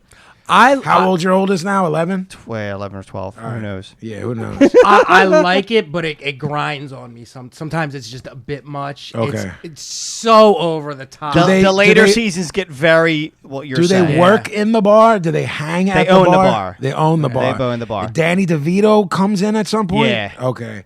So it's 2 dudes and a girl, and they own the bar. Yeah, but they're the one or brother and sister. Okay. And then the other 2. No, there's 3 dudes and a girl. Okay. And isn't Danny DeVito somebody's father in it? He's like. It turns out he's almost all their fathers because Okay. after years Okay. of. But yeah, it's just out of control. Then they fuck with people from like Amish country that come down. They're like backyard yokels who are all pretty much kind of like real legit actors now, and they just fuck shit up. And yes, they're very over the top. Like to get on welfare, they pretend like they're on crack, and then by the episode, at the end of the episode, they're legit hooked on crack. like shit like mean, that. that pops, like yeah. so, and it's super funny. But then I agree with you. Like later on, they just must have gotten writing rooms and been like, how over the top can we get? And then some show you're like, this is just unbelievable. I at was this just point. very curious to like how much of the Philly part I was missing, and and I'm not saying it has to be because if it's well done, it's well done. They rep Philly, and there's always references, and there's always something about the Eagles, the Philly. Right. But like I said, the nuances. I don't believe nobody does the accent. No, and then there's all the So things. it's nuance. The nuances aren't there, but it's a good show. that's cool, and it's cool that a show that's very you do successful has our city's name. in it. You do seasons like 1 through 5, and you'll be like, this is the best sitcom ever. Yeah, man. No, there is no like, oh, I'm no selling it. It's I'll what tell you, happens. If you have time, dude. Bro, what happens to you though is life happens to you. You get caught up and you go, all right, I can only do like OG got me wrapped up in the Exorcist show, right? I thought that shit was da-dun, and he's like, yo, whoa. And it's fucking next level. It's so next level that I don't want to watch the last 2 episodes because I don't want it to end. That's how I was with Breaking Bad. Yes, me too. Because I watched it late. Me too. And I will say, as far as Sonny goes, the funniest thing, and it will crack me up every time, I can't even remember what the premise of the episode was, but by the end, one of them ended up in a loony bin hallucinating Sinbad and the singer from fucking... Yes, not Blink-182. No, who is he? Matchbox 13. Yes, the Matchbox band. He's Rob Thomas. He's hallucinating. Gavin and I have heat with that guy. I mean, why wouldn't you? Well, Sheiky Baby has heat with him. Yeah. But no, Sheiky Baby loves him, and we have heat with that. I thought you were going to put over the kitten mittens Oh, that Charlie Day makes. Yes. Hilarious. All right. Was his question just how we peeped it, or did he? I was wondering what your opinion of. I didn't know if it went like No. if he wanted to know if it was official to Philly. No, because he did I not- asked that he did not question say that. on my own because I don't know. Like I said, That's that a good question fucking- to ask, yeah. That Kroll show, Pennsylvania Yeah, shit is yeah. like the most fucking. It's. I don't even know if that shit was funny as a show. I just know that fucking 4-minute John I sent you the when I best thing found ever. it is the best thing fucking Yeah. ever. Yeah. Thanks for the question. Next one from Frank Spears in London. This is for London. This is for Pablo. This is kind of just what we were just talking about. Pablo, what cheapo tips have you been turned off of doing since announcing them to the crew and us Gimmick Gang? And what do you still continue to do? I mean, can you answer this for me? I can, but let me just say, London shows mad love, man, and we're all UK marks from punk rock days and everything days, reggae, everything. I sent a lot of stickers to London. Yo, man, good people in there and show us. I'm gonna be over there in April. To any Gimmick Gang members, come say what's up. Pablo, first of all, he lives the gimmick All day. so nothing could spoil any of these tips. We've been out. breaking his balls for 30 years about them, and it hasn't stopped him. Saying I'm breaking Pablo's balls doesn't make sense as a sentence because of his ability to take the heat. Yeah. You take someone's heart away when you're having a ball breaking session by a motherfucker that doesn't get vexed. You can't win. You know what I'm saying? All you could do is go for the most foul, lowest jugular, and that will just get him to crack up. And that's all you can hope to do is to get him to crack up. Absolutely. But back to the original question. There is nothing that will get this motherfucker to change it. The only thing that would stop a cheapo tip is if one of the elements of it became costly. Agreed. Like, oh, this thing that I used now went up $3. So now I have to dead that. All the Wendy's near me closed down, so I have to spend $1.50 in gas to get to another one. Then it's going to dead, fresh. and then you should understand. What's the brother's name? It's Frank. Frank's a good geezer. Him is the geezer who... Frank, that's a good answer, isn't it? Isn't it?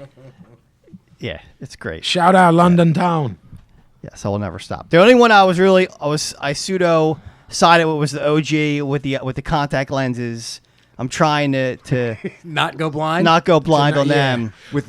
But see, OG, bro, I think that most of your not most. All of your cheapo tips are very unreasonable, and somehow he made you see reason in that because he stopped the bullshit in games. It was like, I love you and care about you, and don't want you to go blind. I want you to be able to see your girls get married. Yes, And yes. So Well, there's like health risks, and then there's just like there's food. You know, like eating almost spoiled food and health risks are two different extremes.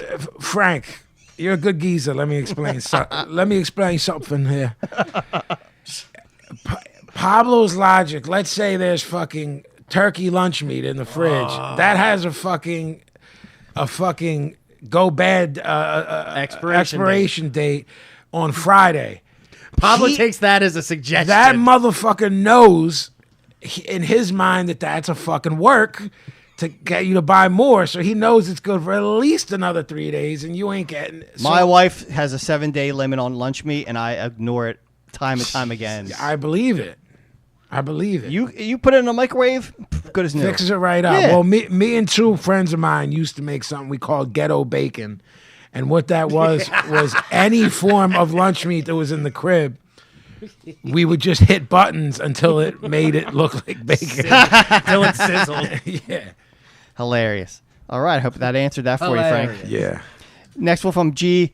Kasler from Canada. We'll all be coming there soon because we're leaving because Trump's elected. Like stupid idiots. Wow. Yeah. All right. I just want to start by saying that I've been listening to Vinnie and Jedi Mind Tricks for 12 years. Thanks, man. You're welcome. At the age of at the age of 27, I still use his music to train for amateur Muay Thai fights. Your music has helped me through some rough times, and I want to thank you for continuing to deliver new albums, each better than the last. Thank you. Questionable. My question is. You knew he was going to do I know. What's that fun? All your albums are great, Vinny. I love it. My question is. That's even more offensive than the first one. Yeah, you're great, kid. You're great. I love you. I love that Outta thing here, that you do. man. I loved him in the thing He's I saw popping him himself, in. so he's got a line. You popped me. My question is, myself being a first-generation Calabrese Canadian, I'm curious to know which part of the boot does each of your BSB crew families hail from? Oh, wow, man. I mean, some of you guys might not know. I know. All I know is Northern Italian. See, I think I was told our origin is like near Vatican City. That's what I was told. Wow. But if you look at Ellis Island, you go to ellisisland.org. Oh, gee, the Italian's on your mother's side, right? Mm-hmm. It only tells you the port that your people left from. Yeah. Which is the same fucking port everybody left from. It has a boat that leave from 100 spots. The thing with me, it's in terms of historically, it's cool that most of my family is there. I don't get to hang out with them. That part's not cool. You know what I'm saying? But in terms of being able to say where and this and that, it's like, thanks, bro. Agrigento is where my family's from, but all of my younger cousins, like university age cousins, were on some like, we're getting out of here and going to major cities. So then like all of them, when I'm on tour, like my cousin Alfredo has kids, then my cousin Mauro, Luca, like some of them they all went to major cities. So where we're from, Agrigento, but now like everybody's in a major, Milan, Roma, you know what I mean? Like, so I guess there's, the roots were planted and then people went to other places, I guess. Did a thing, yep. Yeah. Yep. All right. Last one.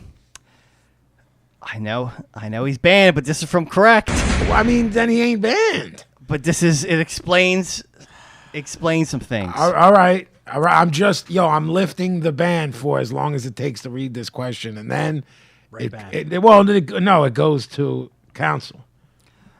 Whoa, the fucking whoa. How did I get banned? I don't like the fucking cursing, I'll tell you that. I didn't get hype off the P. Jiggy comment. What kind of shit is that? He got banned for insulting you. I'm a good sport. I thought it was funny that Cody Mack is trying to play me off like I'm soft to comments. I know the drill. I know everything is pretty much fair game. That fuckhead is in hot water with his John or some shit, and he's putting the blame on me. Wow. Don't fall for it, fellas. He's trying to take the heat off him and put it on me. And how the fuck am I a maybe to be on the list and he's a definite no? This is anarchy. I'm marking for this note. How about this? How about this? I'm banning myself from the fucking mailbag. Whoa! I'm done carrying the talent with my material until further notice. Wow. I'm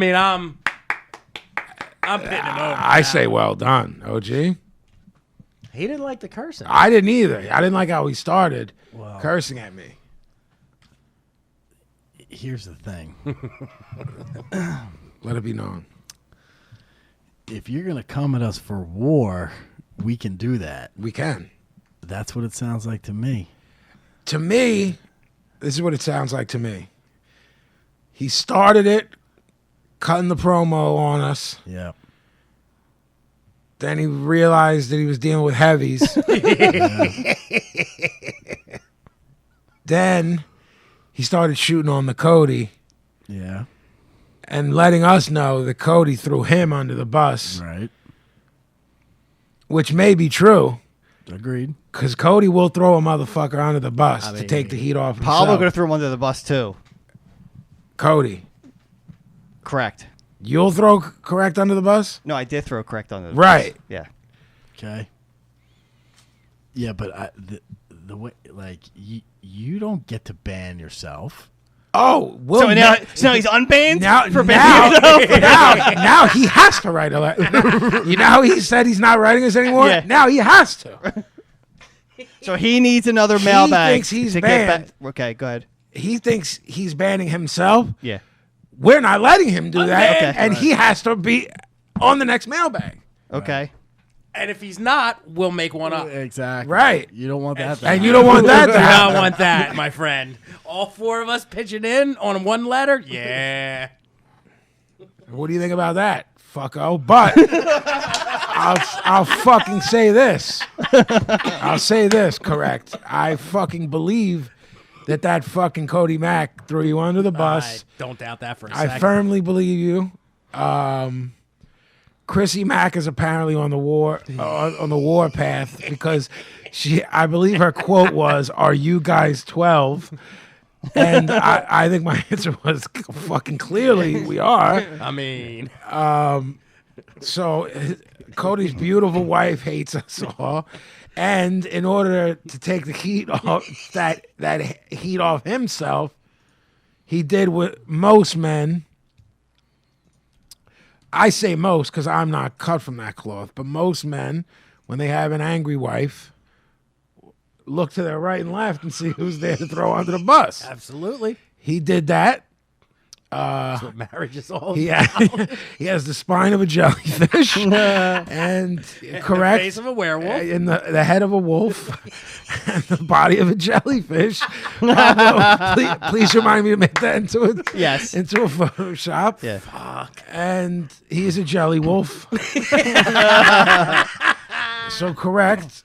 Your ban is lifted, and your attempt to ban yourself isn't being pit over. Rejected. Thank you. All right, so that's the fabulous into the mailbag. I like that. That was good. Dummy, yeah. So yeah, well, every week before we get out of here, before we say goodbye, each of us pit something over. For those new to the show, recommendations could be anything from movies, books, film, records, whatever. It doesn't even have to be new, actually. It seems like the shit we put over is new most of the time, but New shit.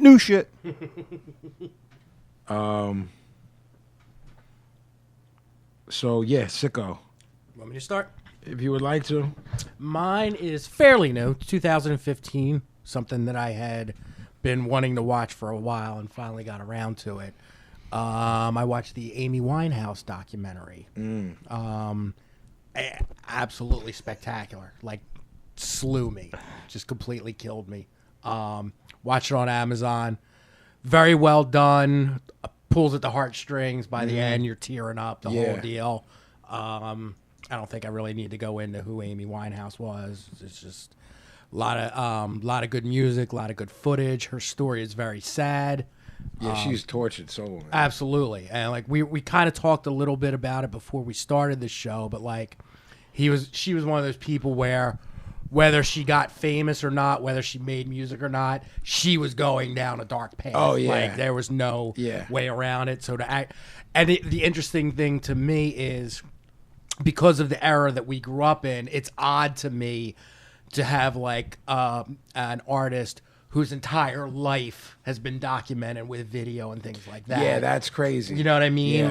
Yeah. Like if I watch like a documentary of a hero, like say like Hendrix, like Neil Diamond, you're not going to see video of when they were like 12 years old singing in the school play. Right. Right. So that was an odd experience for me, but it's the Amy Winehouse documentary. Even if you don't like her music, which you're kind of fucked if you don't, because she was brilliant and really talented. But even if you don't, I think it's a universal enough kind of story that you would watch it and get something out of it. So, Amy Winehouse, I think it's just called Amy. It's the name of the film. So, that's it. The Professor. Gimmick, go to rehab. Gimme,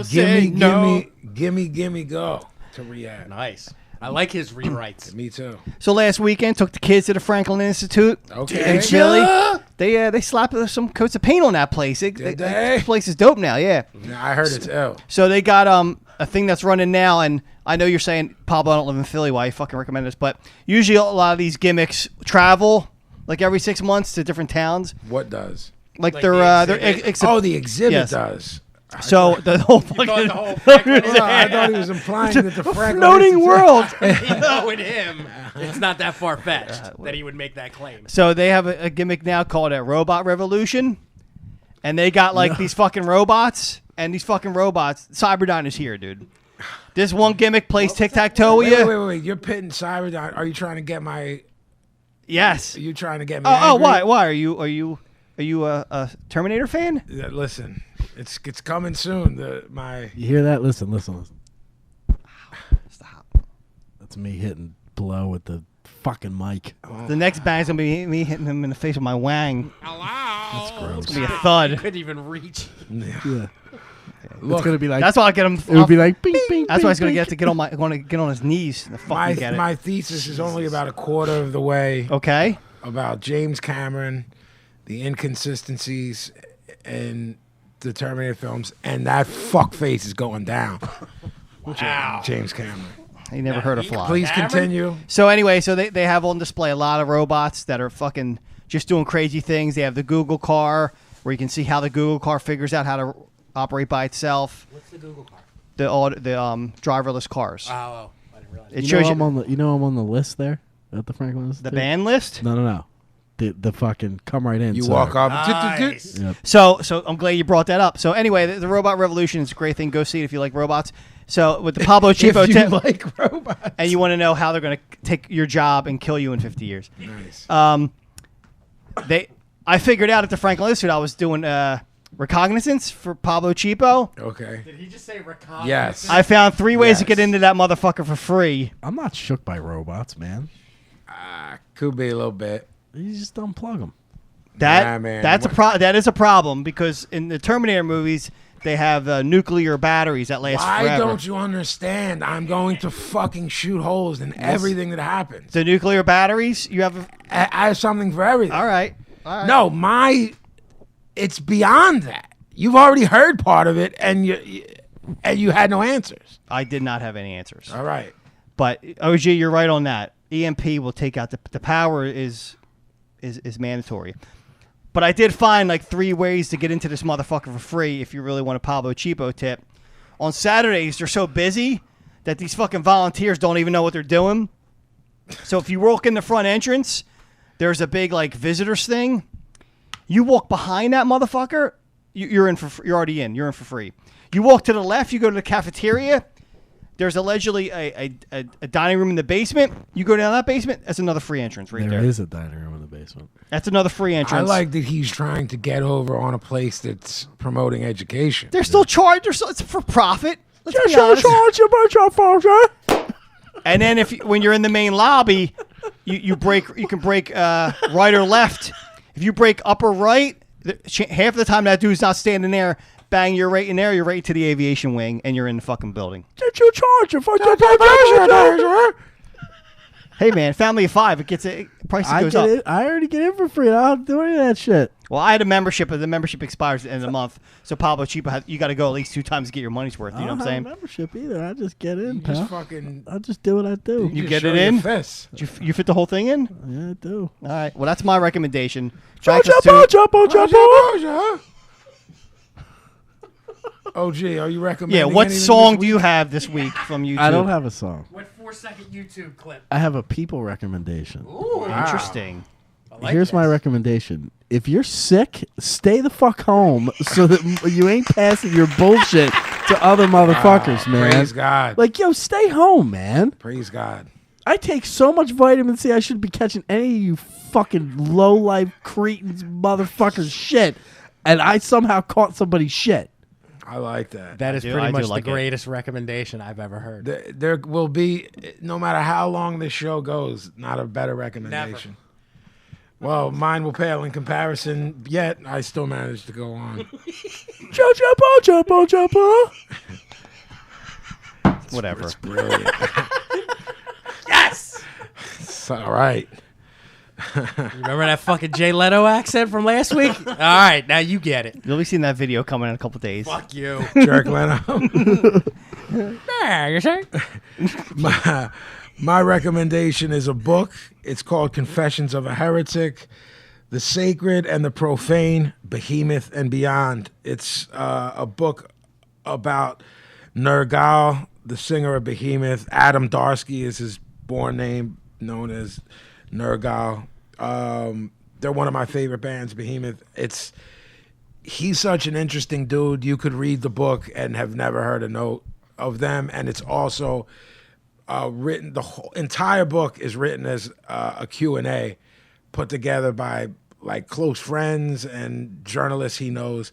It's all a Q&A, very little to do with their music, and much to do with his view on life. And he's a super, super, super bright dude. Behemoth's amazing, but that's beside the point. I definitely a book I can't put down. Again, just super bright dude. It's like a Q&A. You don't have to be into Behemoth. I like that format. I fucking love it, and I'm ripping through it. And I don't know why I'm reading it faster. It doesn't make sense. It's not any different print. It's not. I don't know why, but it just. It's harder for me to put down because I want to see his answer to the next question. That sounds really dope. Yeah, it's I might great. steal that. Yeah, I'll let you hold it. It's No, I mean steal the idea for a book. Oh yeah, go ahead. Yeah, 'cause I Pablo, write what books. do you think of that format? Wow, You had me at Behemoth. Bohemian. Yeah, Confessions of a Heretic. Bohemian Rhapsody? I love that Yes. song. Adam Nergal Darsky. And that's it for this week. Make sure you check us on BroadStreetBreakdown.com.